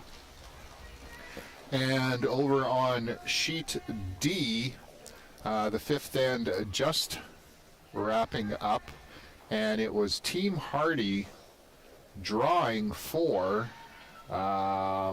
We'll see what the final tally was. It was hard from our vantage point to see. There were a lot of rocks in play. There have been a lot of rocks in play that whole game. It's been a very interesting game to kind of glance over and watch in between as we take you through our feature game here. But we'll see what the number is as they put it up on the board. Just a single point. Okay, so Hardy will tie the score at 3 after 5 ends of play in the other men's A semifinal. The women's, there are 2 round-robin games on the ice. It is undefeated Scheidegger Team Scheidegger, with a 4-2 lead over Team Sturmey. And Team Pierce leads Team Skurlik 4-3 in the 6th end of play, and that game has now resumed. So back to our feature game as Scott Webb needs to get back into this one. Team Sturmey with a 3 in the 5th end after giving up a deuce in 4. So Sturmey's team playing very well, and Webb will need another comeback as he got in yesterday's game. I just ran into Scott downstairs at the 5th end break and said, well, Scott, you got him just where you want him. You're 4 down just like yesterday. But he just said he's just a little trouble getting a feel for the ice today. He just feels like he's not quite giving it enough extension on his draws and kind of losing his rotation, just dying a bit. So I think he's aware of what's going on. He'll make that adjustment and hopefully have an opportunity here to get back into the game. Say, Mark. Yeah, T-line. Certainly now with the 5-rock rule, it gives a team a chance. If they're playing well, they certainly have a chance to get rocks in play and generate a big end. And in the old days, 4 down after 5 against a good team, you could pretty much put it on the board. But certainly Scott, if they play well the last 5 ends, hopefully we'll have a chance to work their way back into the game. 1 down after 2 ends used to be trouble against some teams. Exactly. So the winners of these games will advance to the A event final, and that will be tomorrow morning at 9. If you're keeping track of those things, the losing teams from today will drop down into the B event, and we'll play tonight at 7 o'clock. So if you are followers of these teams, or you're just a curling fan in general, that kind of gives you an idea of where they'll go after this draw. All the information on the curlingalberta.ca website, and A little less discussion, maybe. you can follow along with the scores, and you can follow along here on their YouTube channel for streaming of the games. Yeah. Mistake there by Andrew, certainly in that situation. 4 down, you can afford to be light. Getting more rocks in play, certainly throwing it through is not one of the options. So chance for Sturmey to place another rock. Even those 2 rocks are in the 4-foot, not in a good situation for him. A chance for Scotty to freeze to it, so he'll try to get something ahead of the tee line here. And seems like everyone's a little heavy. Sometimes after the 5th end break and they've cleaned the ice, it will speed up just a hair. But most of these teams are aware of that. Good shot. When you're up by 4, you don't necessarily want a lot of rocks in play, I don't believe. No, certainly with the new format, though, with the team being able to get up 2 corners before you can do anything about it, even with a lead now, you'll see rocks placed in the 4-foot area, and then even see guards go up. The team that's ahead will put up guards with a 3 or 4 point lead, which definitely is different from what it used to be, but makes makes the game a lot more interesting to play and also for the fans. Line's really good. Truly becomes a chess match. Really good. We're in over. It does, yeah. And you'll see Scott continue to push now, but Karsten, as soon as he can, will be up running off guards, that's for sure. Yeah, the Webb team only able to get the one corner guard up, and it won't be there for long by the looks of it. I was a little surprised, on Dunbar's second shot. Certainly, you have to make sure you get the rock up front because you have limited options, and now you'll see Sturmey start to clean it up. So it's going to be tough for Scotty to get a deuce here. He's going to need a full miss at some point to generate his 2.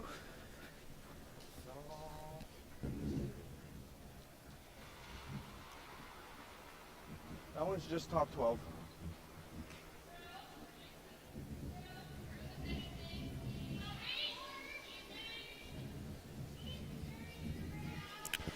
A lot of work to do for the Webb team. Not only do they have to keep fourth shot guarded, but they're going to have to remove all 3 of those Sturmey stones before the rock and the 12-foot can score. So they've got a lot of work to do this end, but they just have to, keep chipping away and make their shots and hopefully get a miss or 2 to get back in this game.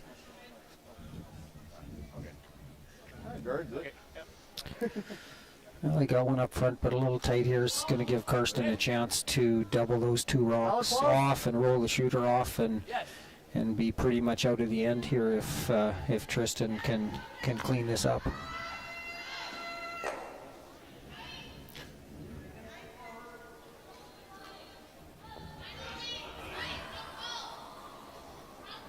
Whoa! Off! Glenn! Well, there's certainly a break for Scott. Not only did he not remove the rocks, but he pushed the one into the forfeit and left a guard up. So pretty much perfect scenario for Scott. Again, missing the wrong way. He was trying to go across the face, and even if you just peel the guard, it's a good shot, but certainly that hitting it on that side was not a good miss. See, timeout by the Webb team here. Big moment in the game, and just wanted to take some time and talk this over. Yeah, let's hear them discuss this, talk this through. Just worried we might be running out of rocks a little bit here because this isn't lined up very good. Well, so I think the only way to do it is this way. You don't think we can go this way? Well, I think if you roll this way, you're pumping this too far, you're rolling down, and he's just coming off there, right? That's what I mean. That's why I think that takes it to a better place. Yeah. And leaves this here. If we come off this one and roll to here, this rolls to there, he just blasts them both. Everything's gone. You don't have to kill this. Well, we got to get enough separation though, right? Like well, I think if we're doing it this way, we have to throw enough to kill this because this has got to get down here. Yeah, this has to move quite a ways. Like buried is pretty good. Well, I don't know if I want to take that much chance to get it here, right? I don't think so. I think it's going to kill it and it's going to stop probably there. Yeah, like, well, I want to stop there. Like anywhere in here. I'd rather throw board and do that and just chisel it over. Yeah. Yeah. I think that's the only way to do it. I just don't think we can ever be. Well, even if you're a hair low, guys, that's not awful. Be nice if this flipped and that spun there. Yeah. Well, I know. Yeah. Just board. You okay with board? Just board. Yeah. Yeah. Okay. Like it? Ooh. You get better action going this way. Yeah. Right, to separate them. If we go into it, it's going to kill it. We have to cross a little bit for it in. I think so, George. Whatever you want. Even if you come a hair over. Well, I think that's as much discussion as you can have in 1 minute and have nothing totally decided. So I was going to say, like, I'm still not sure if he's comfortable with what they finally decided. So. Oh yeah, I think Jordan felt like she should play this turn, and Scotty felt they should play the other turn. But I mean, the skip ultimately decides. But you certainly want the person throwing the rock to be completely comfortable with what he's playing. Board. Yep. Line. Board. Line! Not every team has all 4 players in the discussion either when it comes to some of those Still got shots. it. Gotta go hard, Trace. No, every team dynamic is different, and this looks pretty good. Great shot. Yeah, that's pretty good. Yeah, pretty good result. I don't think he can get rid of both yellow rocks, so he'll elect to hit shot rock, be laying 3, and then Karsten will slowly try to pull those rocks together to get a double at some point.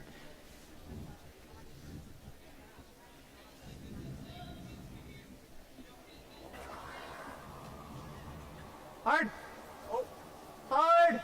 Whoa! Whoa! Stop! Clean! Glenn! Clean, you're fine. You're fine.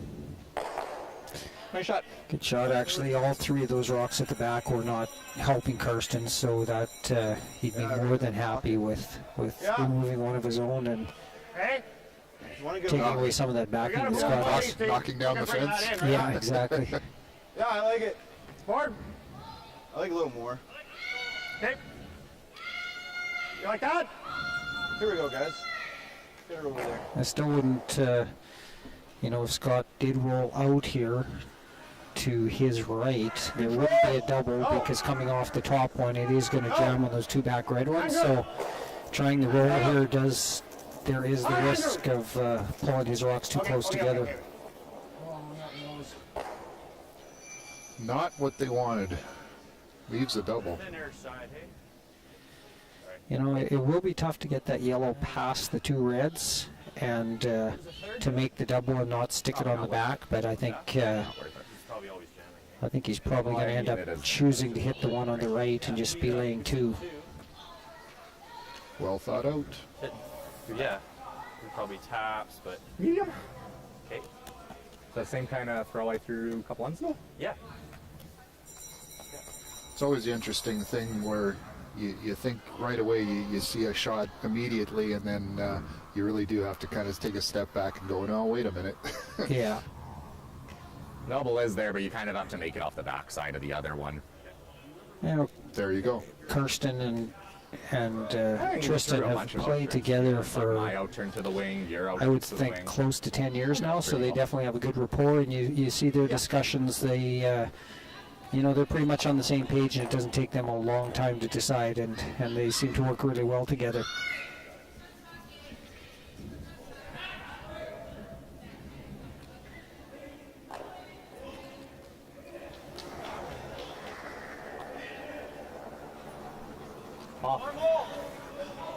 Clean!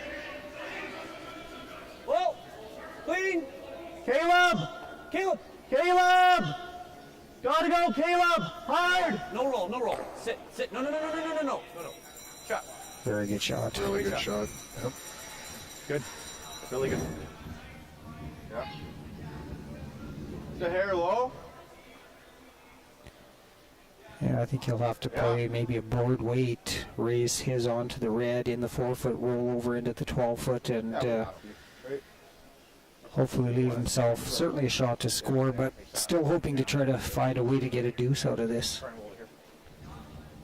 Yeah, we have to be touching center. Yep. I think that's what this is, normal. I like normal. Normal gets the back two going. Normal? Hey, Normal? What do you see? we're back down. Nice. Where's the Trace? Where's the broom? Room. I was taking control with that. Okay. No. I was just taking control because like Yep, I like it. You got her, man. half a rock, right? Yep. Yeah, thick half. Right at it, buddy.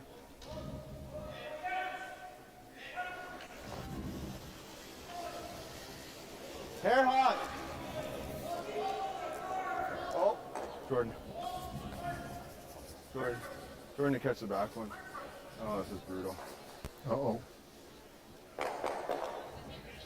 Ooh, good spot. Well, you removed 2 red ones. Good shot. Can you make it across? Yeah, across the top. Okay. Half a rock? Thick half? Half. Yeah, half. I think this will be pretty straight. Yeah, I agree. Chance for Sturmey to get the double. He's going to have to slash it across the top because if he played the nose hit double, it would jam on the red. But I think a thin half here, and he should be able to get rid of both yellows.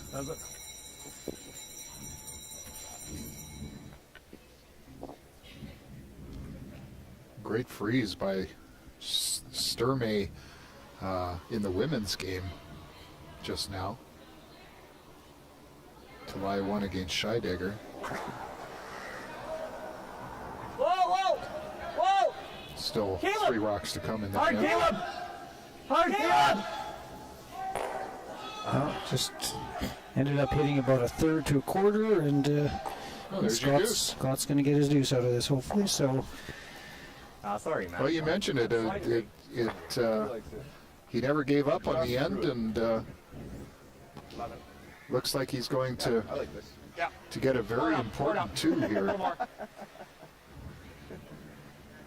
Maybe only be down by a couple after 6 ends. Like 11, 11-5. It's not a 5, but yeah, pick away slowly today. yeah. You guys good at this? Yep. Yeah, I love it. I think he's actually decided to go with the hit.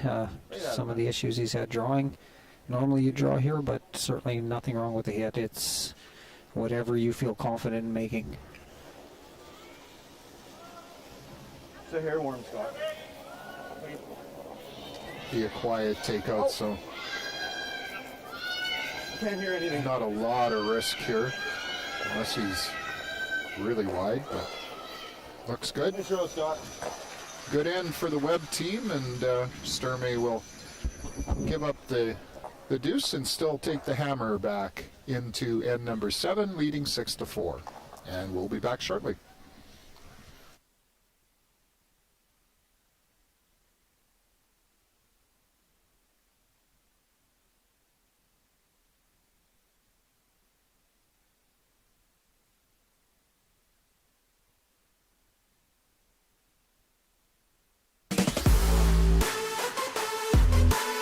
Win big with Curling Alberta's 50-50.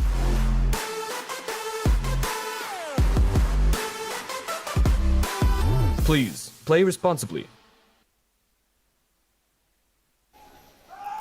Welcome back to the Sentinel Storage Alberta Scotties Tournament of Hearts and Alberta Boston Pizza Cup, presented by Best Western Hotel and Resorts. You're watching live streaming from the Bonnett's Energy Center in Grand Prairie, Alberta. Our feature game this morning is the men's A semifinal between Team Webb, skipped by Scott Webb, against Karsten Sturmey. And Sturmey with a 6-4 lead after 6 ends of play, and he does have the hammer in 7 after giving up a deuce to Webb in the 6th end. The other men's A semifinal on the ice is Kevin Cooey against Team Hardy, and that game is 3-3 after 5 ends of play. They're just finishing up the 6th end. Still 2 rocks to come, 1 for each team, and at the moment Cooey is lying 2, well separated in the 8-foot, and Hardy is at the back of the house in the 12-foot, lying 3rd shot, and it will keep you posted. In the women's games, Team Skurlick just scored 3 in the 6th end to jump out to a 6-4 lead over Team Pierce. And the other women's round robin game on the ice right now is Team Scheidegger just drawing for 2 and taking a 6-2 lead over Team Sturmey after 6 ends of play. So Scheidegger seemingly in control of that game, looking to go to 4-0 and keeping pace with Team Walker and Team Rock, who are both 3-0 in the women's round robin. A big miss on sheet D is Hardy tried to do a raised take onto the Cooey stone, ended up taking out his own, and I believe Cooey's going to have a draw for 3 or possibly 4. Yeah, we're not sure about that one at the back of the house. It might be biting. that would be, this could be a really big, even a 3 is big at this point. But a 4 could be lights out.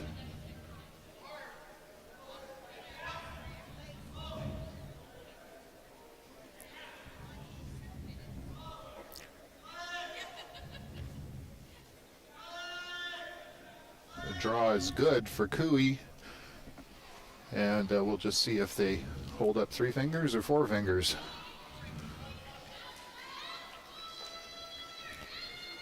Good shot on our feature sheet as they chip the center guard over and managed to keep their rock from going out of play. So good shot, and Scotty will continue to throw up centers here and try to press the action. But anytime you're a few points down without hammer and you have to gamble, it's always dicey because you have to push the envelope no matter what, and certainly easy to give up a big end when you're gambling without hammer. Line good. Gotta get the center. Switch him again. But as we saw last time, you can't give up on an end. It's even when it looks bleak, you can still figure out a way to get a deuce. So that was a really a hard-fought end for Webb, and it'll be interesting to see how Sturmey reacts with the hammer here in 7. 7/8. Well, you talk about the importance of lead rocks. The first 2 rocks at the end were both back 4, and those 2 Sturmey rocks actually were an issue for him all end, and that's what Scott used to generate his deuce. Hard! You got it. My side. Hard! You got it. Hard! Good sweeping. Good shot, double peel. Good shot, Glenn. Nice. Still leave 1 rock up front, but it is off the center line and the 4-foot's open, so a good situation right now for the Webb team. And it was a 3 for Cooey, so that rock wasn't in at the back. So still a 6-3 lead for Cooey over Hardy after 6 ends of play in our other men's A semifinal. Force is fine. Again, the A final will be tomorrow morning at 9, and the losers of these 2 games on the men's side will drop down into the B event and be back on the ice tonight at 7 o'clock. The women's round robin will continue this afternoon at 2. Hard, you gotta go. Full sheet of 4 games for you this afternoon. Hard, you gotta go. Live streaming on the curlingalberta.ca YouTube channel. Good sweep, Andrew. You just straight tight. Another sheet of hit and stick for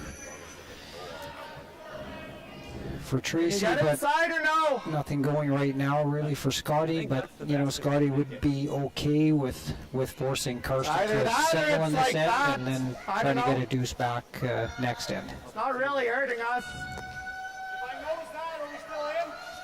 Yeah? Yeah, I like that there. It's a tough one to hit back. A flop is good. Nose is fine too. Is this the curly or this right one? The one that matches you guys. Okay, easy.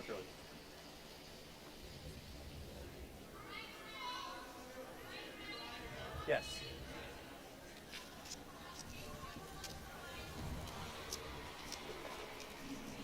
Really big. Clean. Yep. Yes. Whoa. Yes. Whoa. Clean. Great shot, Glenn. Good hit and stick. Scotty will not be able to hit that and be in the ring, so I expect to see him play a come around now and try to keep the pressure on Karsten. Absolutely.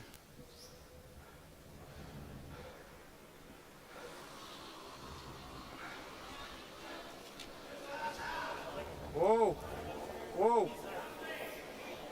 He's there. All there. Work up.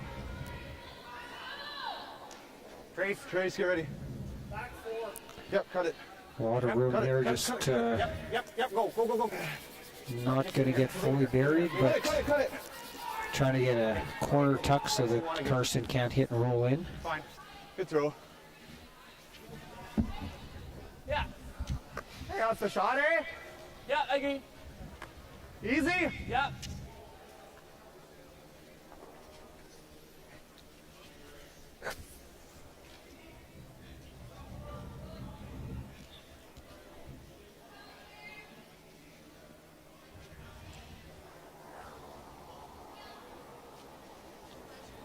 Hard. Hard. Hard. Whoa. Caleb! Caleb. Hard, Caleb. Hard, Caleb. No roll! No roll! 6. A good shot. Well, hit and roll here a little too far. We'll leave Scott laying 1, but certainly Yeah. a bit of a dangerous shot. end building here. You got same weight. Continue to try to get one buried in the forefoot.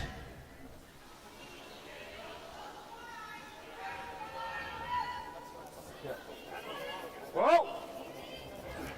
Whoa. Whoa. Better line. Gotta wait for it. Gotta bury on this line. Come on, Trace. Yep. Yes. Yes. A little better line on this one. I think they'll, Hard. if they can get it to Hard. forefoot, they should be Hard. Go, go, go, go. probably over half buried. Really good curl on that one. I think so. I'm feeling if you miss an air low, you might get lucky. What's the, we're trying to stick it? I think you go for this one. Yep. It misses the over curl. Okay. So a plan A and a plan B, or the run back and Yeah, playing the run back, but the pro miss is just over curl a hair and remove the other yellow rock in the house. Off. Glenn. Hard, Glenn. Gotta go to save the red. Hard. Damn it. I think probably set that back a bit on release. Karsten, by his reaction right away, it was certainly wide of the target. So definite opportunity here for Scott to get a guard. He's got one in the forefoot, and now he'll have his guard up front. That a little more difficult to run back than if it was a Sturmey stone. So a good opportunity for Scott here. ice like this, when you set back the rock, there isn't a lot of room for forgiveness, I guess. No, there isn't. And, even though the arena ice curls a lot more for draws and the quiet weight shots, it does seem like if you'll set a rock with any kind of weight, it will still run really straight. So, which is good. You know what? You should have to throw it good. If you don't release it clean or throw it good, you should be penalized. And I think this ice is perfect. Yep, Jordan. We all like to blame the ice as much as we can when we miss, but from what I've seen here all week and what you're hearing from the curlers, they certainly have no excuses, and if they miss, it's because they haven't thrown it well. Hey, I've blamed infields for making errors in baseball, so. Exactly. Chase it, roll in front. How much can you see of it? You could also do that. I don't think there's a hole. Okay. No, I don't think there's a hole. That's probably the shot. Okay. Out turn. You get either one, it's good. Karsten still is, playing a little more defensive in this situation just because he is ahead, and his ultimate goal here is just to make sure he scores. If he can score one, he'll be 3 up, playing the 8th end, which is certainly a good position. So I think if the score was tied, or if he was maybe 1 down, he may play a in-turn backline hack weight shot, but because of the score, that's what's dictating what shot he's playing here. As you get later on in the games, is there also an advantage to having the rock in certain ends? Yeah, I think, with all the analytics and stuff now, you certainly, teams will try to blank an odd end to keep hammer in the even ends. I think that becomes more and more important. Like you say, as you get later in the game, it's important to control the hammer at the right times. And another miss by Karsten, which again opens the door. takes a two-ender out of play, certainly, and now it's a matter of Scotty just replacing this guard, and Just so if we have to go with the you'll see Karsten have to draw for one, and not an easy draw for one because of that corner guard on the right-hand side. Not much more. It takes away the out-turn draw, or makes it very tight. So if Scotty can place a good guard here, it's not going to be a real easy score for Karsten. Quick update on the women's round robin game between Kayla Skurlik and Melissa Pierce. Pierce with one in the 7th end, so Skurlik still leading that game 6-5 with the hammer playing the 8th end.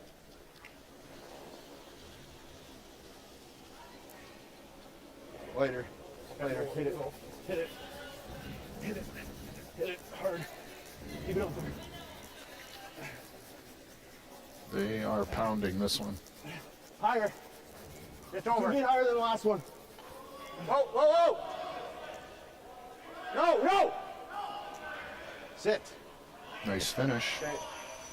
Just later. Yeah, good sweep. Though. Just a little maybe over curl. Out-turn dry, I think you might. You know, I think if Karsten had to play the in-turn, it's certainly there now. That guard's long enough, but certainly a delicate shot. You got to kind of kiss off. Again, the out-turn, like I had talked about, there's not a lot of room. You may, if you get through the hole, you may actually have to kiss off the yellow roll into the 4 for your 1. So that's one thing you have to think about early in the end when you're throwing up your corners. You want to get them over far enough, so if it does come down to needing to draw to the 4 foot in the end, you'll have room to do it.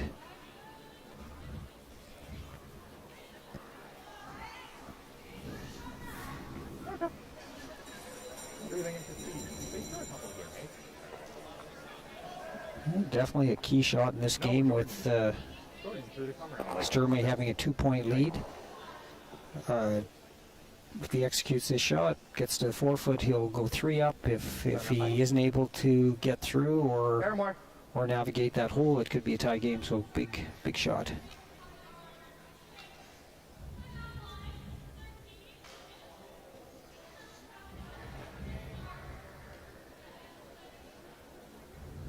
You're big, you're big, you're big. Off.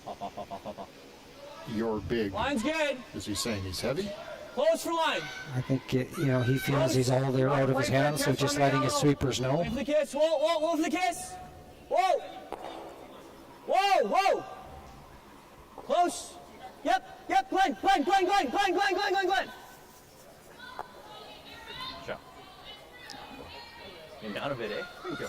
Yeah, excellent shot. Very nicely, and nicely judged by the third and the sweepers.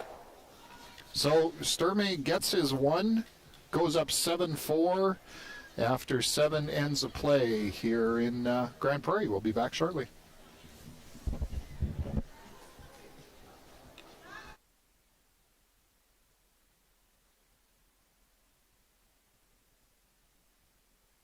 So you're a pizza person, but you're married to a wing person, and your kids are salad people? You can't pick your fam, but with over 50 menu items to choose from, you can make them all happy. Order today and enjoy Boston Pizza at home. So you're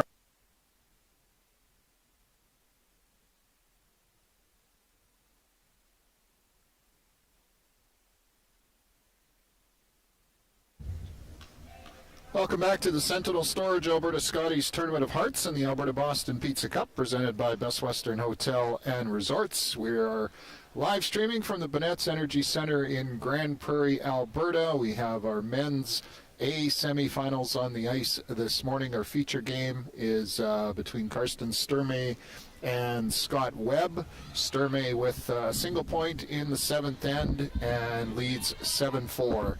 Webb with the hammer in 8.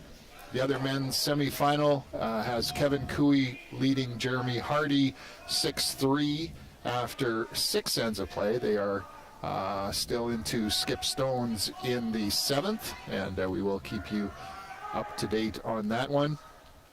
In the women's round robin, Casey Scheidegger and Selena Sturmey.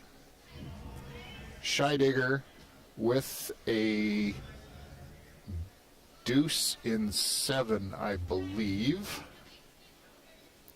No, pardon me, that was back in 6. Sturmey with 1 in 7. So it is 6-3 for Scheidegger after 7 ends of play, and Scheidegger does have the hammer in 8. Scheidegger, one of 3 undefeated teams on the women's side. She's looking to go to 4-0. The other teams at 3-0 are Team Walker and Team Rock, who will be on the ice this afternoon at 2 o'clock in games. In our other women's game, it is Kayla Skurlik leading Melissa Pierce 6-5 after 7 ends of play, and Skurlik has the hammer in 8. So we will keep you posted on those games as well. The 50-50 jackpot right now sitting at $910. Proceeds from the jackpot this week are supporting the Grand Prairie Curling Club. And we also want to make a shout out to Jill Richard. It's her birthday, Curling Alberta Executive Director. So happy birthday, Jill, from all of us here in Grand Prairie. Our feature sheet, you'll notice a perfect start for the leads so far. Caleb Borse with 2 perfectly placed rocks, 1 top 4, 1 biting the 8, compared to the 6th end where the 2 rocks were behind the tee line. So definitely a good start, and good start by Andrew Dunbar too with corner guard and 1 in. I'm a little surprised Scotty isn't choosing to throw up a second guard in the situation, take advantage of the free guard zone, because they would not be able to hit that. I think 3 down, I think it's really important to take advantage of the 5-rock rule and get the extra guards up, because as soon as you come into the house, they're able to make a play on it, and they'll lose the advantage of the 5-rock rule. So a little bit of a surprise that he chose to do that, but we'll see how the end plays out. Great shot. Sturmey building up those red ones again in the house. It's starting to look similar to that 6th end. Yeah, probably do it. Yes, the main difference is, as of right now, they're all ahead of the tee line, but you're right, they're not really helping Karsten right now, but they are in good position, which is a big difference from the start of the 6th end. Still a couple of rocks to come in our other men's A semifinal between Cooey and Hardy. Hardy lying a couple right now in the top of the 12-foot. Cooey with his last one. Hardy does have the hammer in this one, trying to Pretty light. erase a 3-point deficit. So I believe Kevin is going to potentially play a double here. Hardy just made a short little raised triple to be laying 2, but they're only about 2 feet apart, so a pretty easy double for someone the caliber of Kevin Cooey. Yeah, John Morris was kind of looking at the potential for a jam, but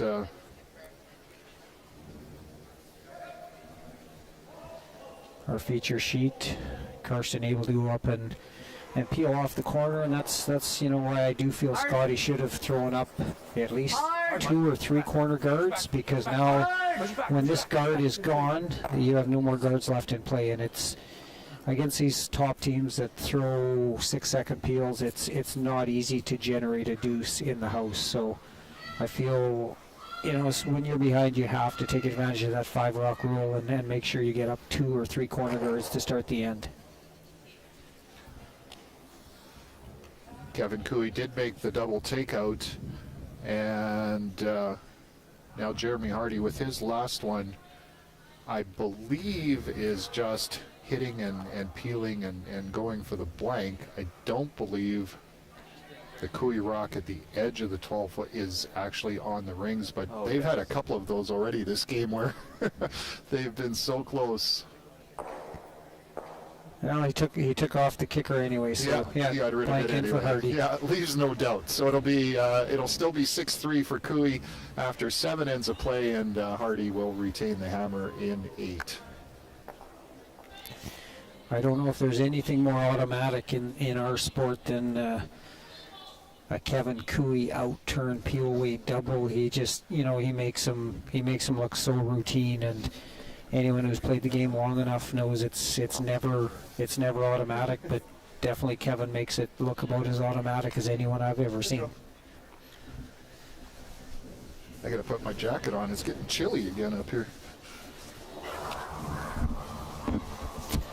Been saying that for about 3 weeks now. You just see the Storm A team continue to peel these guards. One interesting thing, these U of A teams, they peel guards, they come across the face on corner guards, which is very uncommon, but really it's personal preference. You still have to just throw it through the broom, and they play it that way. One of the only teams I know who does it, but very effective, and it works extremely well for them.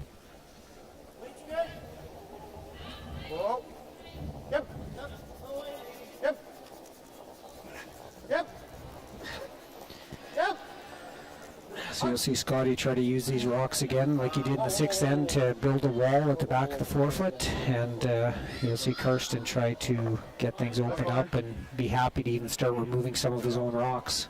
Yours way down. Maybe just a shade down, but Yeah, they're not exactly helping him at this point. They're not even on this shot. He's removing the yellow. He'd be really happy to kick his rock on the edge of the forefoot to get rid of it as well, and that would open up a path to get that top 4-foot yellow out. As of right now, there's nowhere for it to go, so you'll see him try to get rid of the yellow rock plus his own on this shot. Yep. Try to get this one. Good shot, exactly what he was playing, because now you'll be able to throw a peel weight out turn, and you'll be able to remove that shot top 4, so perfect shot by Tristan. Guys, should we be nosing this? Should we be nosing this? There's only Scott's 2 left. Okay.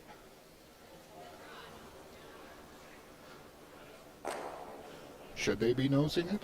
Lots of line. I think it's still too early. I think this is the right shot. At this point, you're not going to get more than 2, so you just have to try to try to protect your deuce at this point. Back line. Keep it there, keep it there, keep it there. Did not curl enough, and Okay, that's not. it will not be easy, but it will give. I don't think it drakes. It may give Karsten a chance to It remove touches, both it doesn't have rocks. no pocket, so it's actually good. These rocks that they bring to these championships are so much more lively than the curling rink rocks. This would not be an easy shot in a curling rink to get this top rock out, but the way these rocks, they're so lively, if Karsten can hit a quarter to a third of this rock, I think he'll remove the 2 yellows and probably his rock back 4 and leave 1 rock in play. So that's the striking bands? Yeah, they're just so much more lively, and I'm not exactly sure the science of it, but a rock that you might only move 3 feet, that top rock in a curling rink, it'll fly out of the rings with these rocks. So yeah, the striking bands are very lively, and of course Karsten can throw extremely hard. So Clean. This looks really good. yeah, perfect shot. And he pushed his own off the forefoot, so no more pocket there either. So. Well, they will give Scotty a chance if he can move it curled just across the face, tap it back even with the other rock. He will leave a little bit of a pocket, but there will certainly be enough room for Karsten to get it out. So really, really well thrown rock by Karsten. They've played very well this game. Well, they're one of the teams in Alberta now that puts in a ton of work. They go to all the main events, and just a little different level of polish compared to some of the other teams. The Cooies and Sturmays and Scheidigers and Walker teams, they play full-time on the tour, and they just have a lot more reps under their belt than some of the other teams at the provincials. So they tend to play more consistent, and that's why usually by the end of the weekend those top teams are still playing. Well, there's some great curling programs at the collegiate level in this province, university level. It's very, very strong tradition here. Shot, Scott. I guess Scott's decided just to play for the blank and try it again next end. Hopefully, generate 2 or 3 and have an opportunity to still be in the game come the 10th end.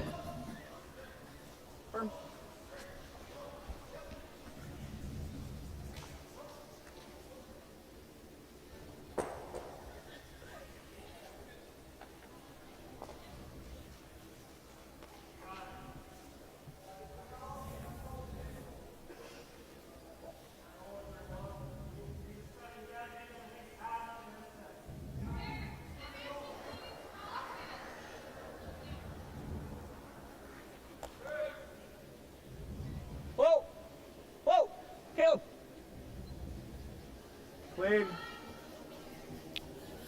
Keeping it clean and, oh. It was interesting. You'll see Karsten there with a 3-point lead, take tight ice, throw it pretty hard for a hit and stick, whereas if he was hitting sticking for 2 and needed the points, you'd see him probably throw a board weight shot, but because of the score again, he throws the extra weight just to take some certain factors out of play, like a pick or hitting a flat spot won't be affected as much by the big weight. So yeah, very smart player and definitely uses every advantage he can. All right, so Scott Webb with the blank. He'll take the hammer into the 9th end, still trailing 7-4 to Karsten Sturmey, and we'll be back to Grand Prairie shortly. Yeah, get on. One in and see what happens with the other one. Maybe a bunting.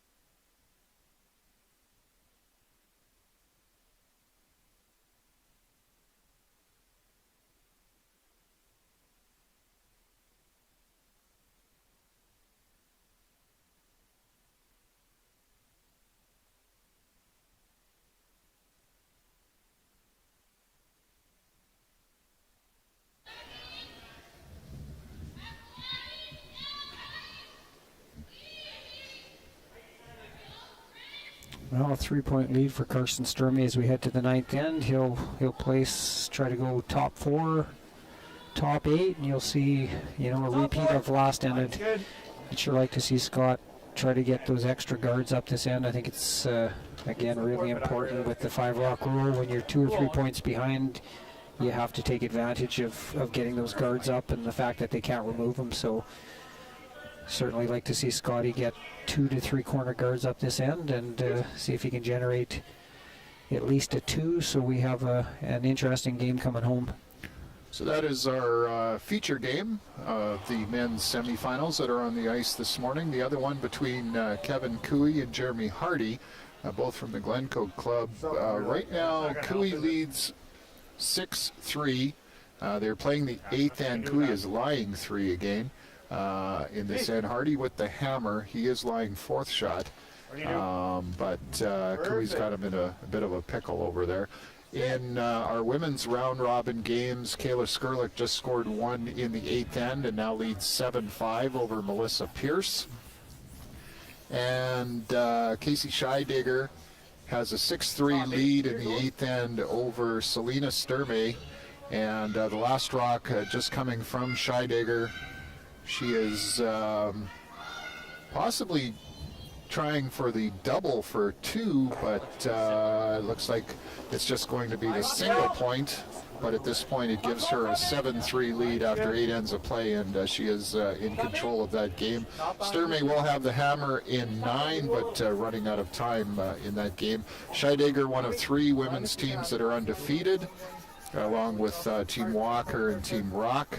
And all the women's teams will be on the ice this afternoon at 2 o'clock. And back to our feature game. On our sheet, tough break for the Webb team as Andrew Junbar's first rock picked up some debris and ended up not getting into play. So definitely not what they need at this point, but certainly part of the game. And glad it wasn't on the last rock, but certainly at this stage of the game can't afford any more misses or bad breaks.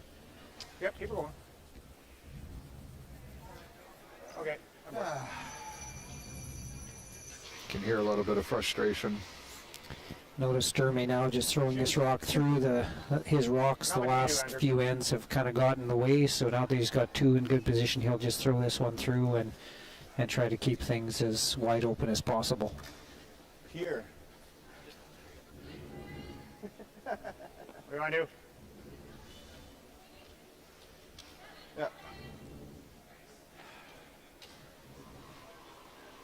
Like that?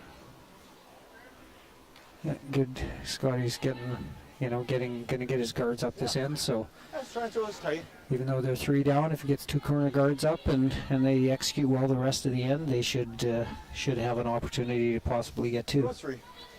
Even a deuce would be big at this juncture. Right? Yeah. Yep.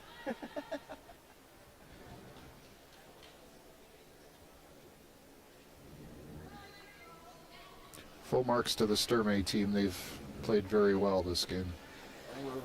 Yeah, I feel like the first two ends, Scott had them on the run a little bit, and That's really nice.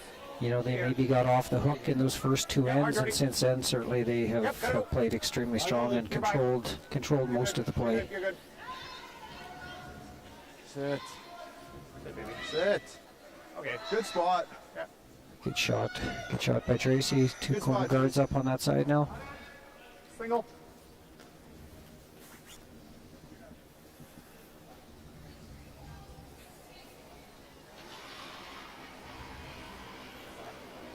Hard. Played. Great shot.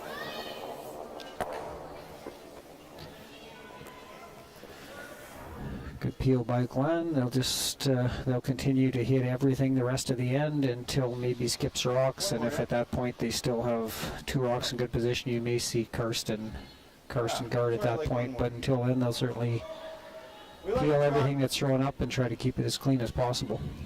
You got her, man. 5 feet less.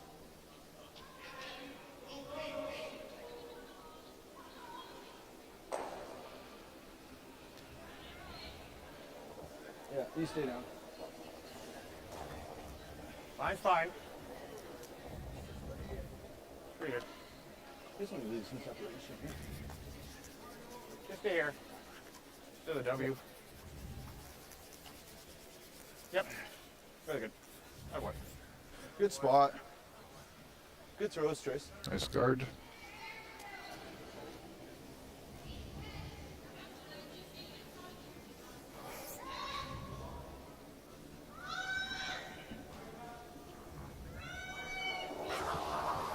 We mentioned the 50-50 draw. You can purchase tickets on the curlingalberta.ca website. And again, this week, the ticket 50-50 draws are helping to support the Grand Prairie Curling Center. There are daily draws. Sales go from 9 in the morning till 10 at night. And tickets are $10 for one, $20 for 60 tickets, and $50 for 250 tickets. They've given away over $100,000 this season in 50-50 draws winnings. So there's also a Briar Final guaranteed $100,000 mega jackpot draw, which you can buy into as well. Those tickets are on sale until March 13th. So a way of supporting curling in the province, and it's been a tough couple of years, obviously, for curling clubs, and I'm sure they would appreciate any support from the curling community. This looks soft, though, like you're relieved. Hair low. Oh, I'm trying it. Hair less.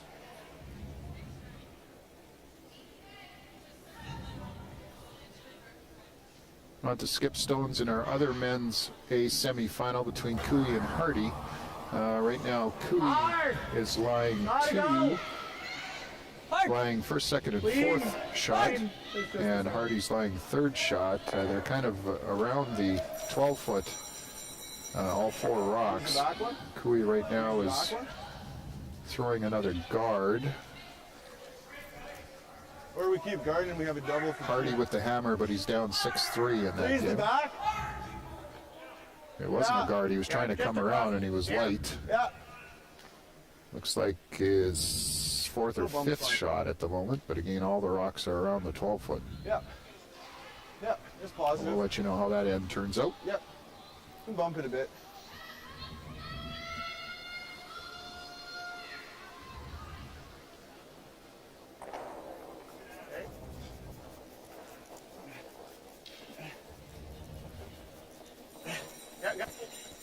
On our sheet, you're seeing Webb trying to use Karsten's rocks to his advantage again, even though they're in good position. It's kind of all he has to work with right now, so you'll see him freeze in and hopefully generate a deuce that way. A nice shot there.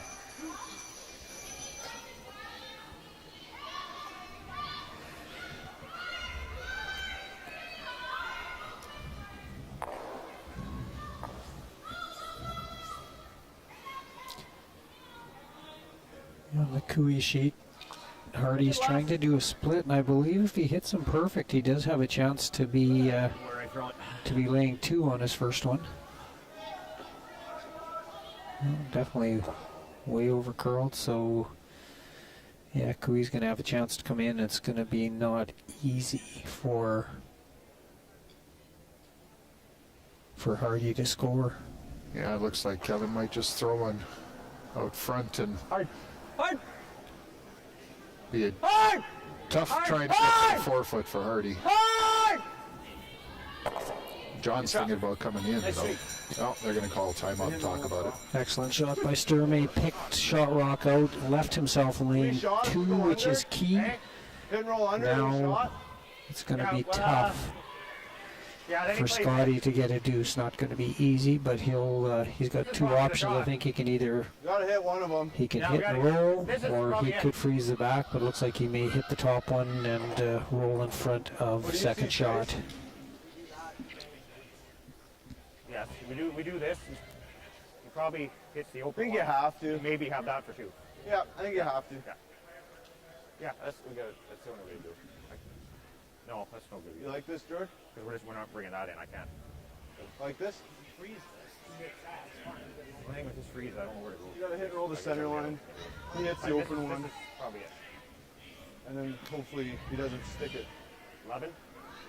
There. I think he just knows this. He hits the open one and we gotta hope we get a little break. The double. Good with this?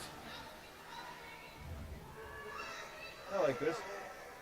Where are we rolling to? We gotta just. Yeah. Well, can't jam. Yeah. We roll a rock is pretty good. Roll a rock to center is pretty good. Yeah, you just don't want to roll in front of that red. That's all. It'll curl gradual. Do we want time and do we want to take a time and talk about it? Yeah, I like it, so. Scott. I love it. Lots of time, buddy. Take your time. Still have just under 6 minutes of thinking time, so clock is not really a concern. No, with this new system, you can play an end in a minute and a half, pretty easy if you have to. So yeah, both teams have lots of time, which is good. You hate to see a game decided by a team having to rush. It's a good spot. Good shot. You may see Karsten hit the open one, or he may play a slash double. Guess your alternative is you just hit and flop. It's probably smarter. I think I like taking that on. Because, well, the jam's in play if you're trying to save your shooter. I think it's a third. Thin half might actually even get it. It's a third, like it's a third or less. Okay.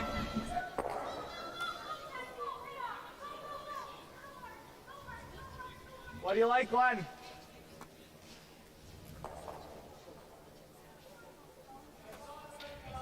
What?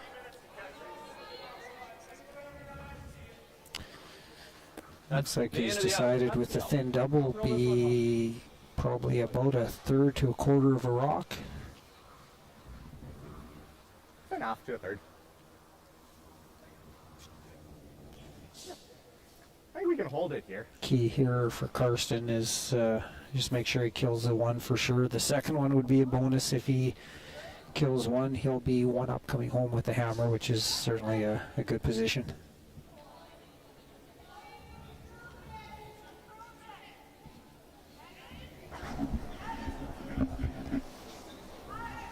Hard! Yep! Hard! Whoa! Whoa! Hard! Whoa! Great shot. Yeah, played very well. Karsten's been, after the second end, I can't really think of anything he's missed. He's certainly been playing well, so going to be in a good position. Worst case scenario, he's 2 up coming home with last rock, which pretty much every curler will take. Yeah, you would take that at the start of the game for sure. Yeah, as much as it was nice to get shot, if we roll a rock less, that wasn't there. Oh, let's nose this and then junk it up. Yeah. There you go. Same way. Yeah. Get your single, junk it up, and try and steal a couple, and hope for a miracle. There you go. Well, we've seen stranger things happen in this sport over the years, so. Yeah, it's never over till it's over.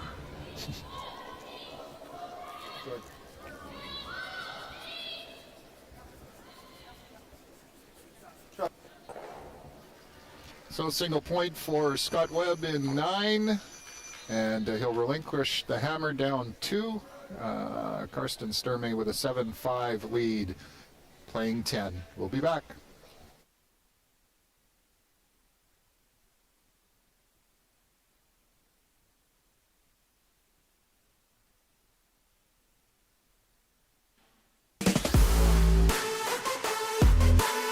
Win big with Curling Alberta's 50-50.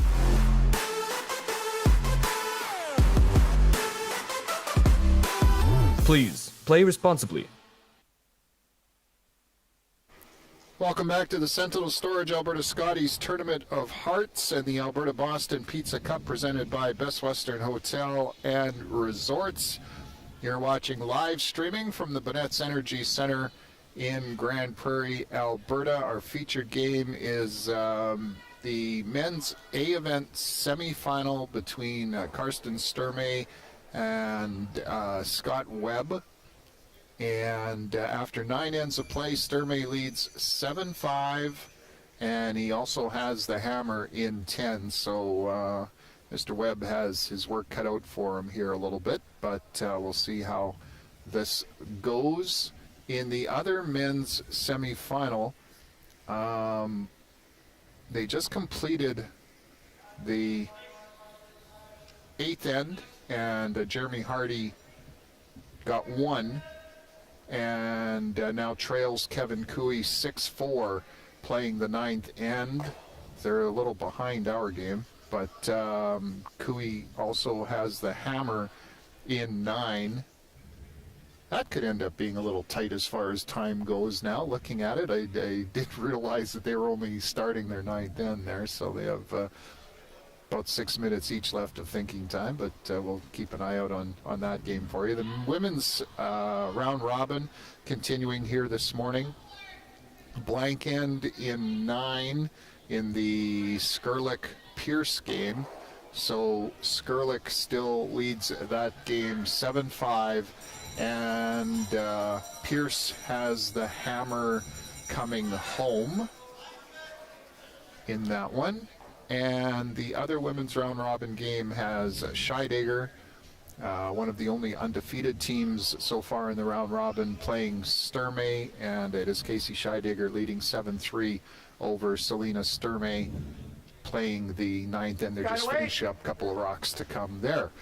We got handed a little note from the Grand Prairie Curling Center that if you are in Grand Prairie and you're looking for some place to have some great food and a visit, head over to the Grand Prairie Curling Center every day to enjoy their daily lunch special of soup and sandwich for only $10. And they have hot drink specials as well for $5, and that's at the high-tech Shot Rock Bar and Grill at the Grand Prairie Curling Center just down the road here from the Bonnett's Energy Center. So chance to see all the improvements they've done to the Grand Prairie Curling Center. Boy, the place looks great.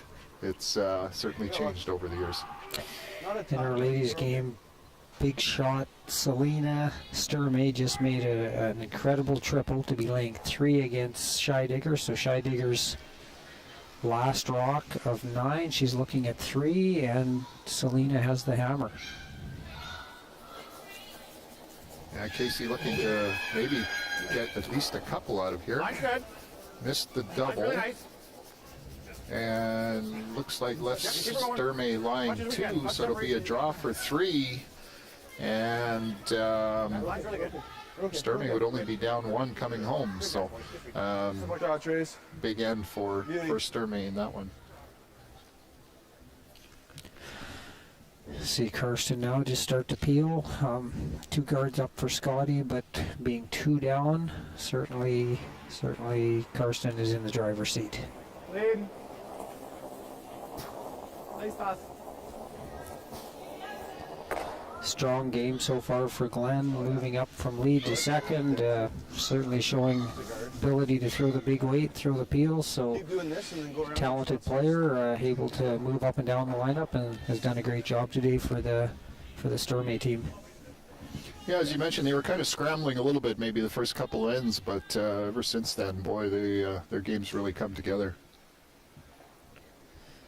This is Storm A's second game of the event, because we had 11 teams end up in the draw. There was a bye situation, so Webb is playing his third game of the competition, and Storm A is they're playing their second, and they've definitely found their stride here this morning. Yeah, an unusual situation. I've certainly never seen a bye in a provincial championship, but I believe it was the Jamie King team. A couple players came down with positive tests, so they just felt it was too late to try to find spares and stuff, so they ended up pulling out. Sad to see Jamie, a long-time Alberta top curler. I know he's lost a couple Alberta finals, and just one of the absolute class acts in curling, so I was looking forward to seeing him, but I'm sure he'll be back again at some point. Halfway, man.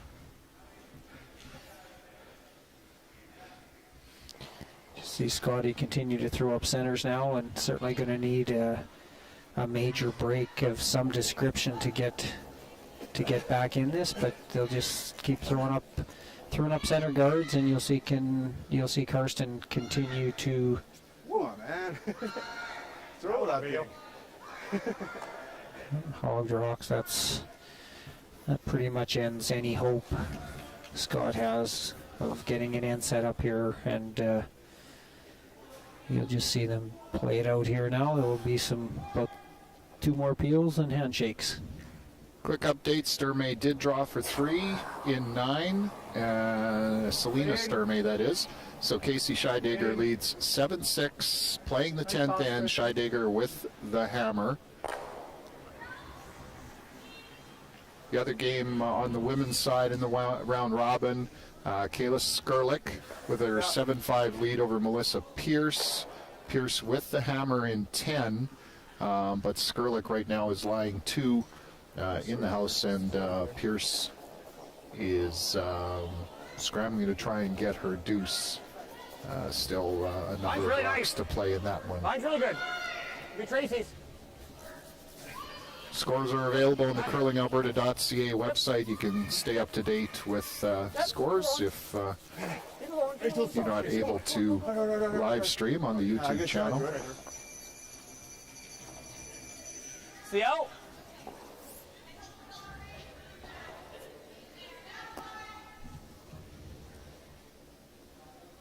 The other men's semifinal, Kevin Cooley leading Jeremy Hardy 6-4 after 8 ends of play. They're in third stones in the 9th end, and only a couple of rocks in play. On our feature sheet, down to 2 rocks left for Scott. He'll have to score both, so All right, Scott. not a good situation, but he'll try to bury one, probably back 8, create some separation, and Karsten will either peel his off or run it back, and should have an open shot on his last one.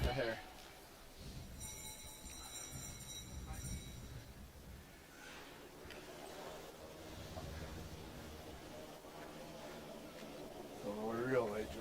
Want to go take it, please? I don't think we're in. We'll try loading. We're straight. Okay. Good game, guys. Snapping the Velcro.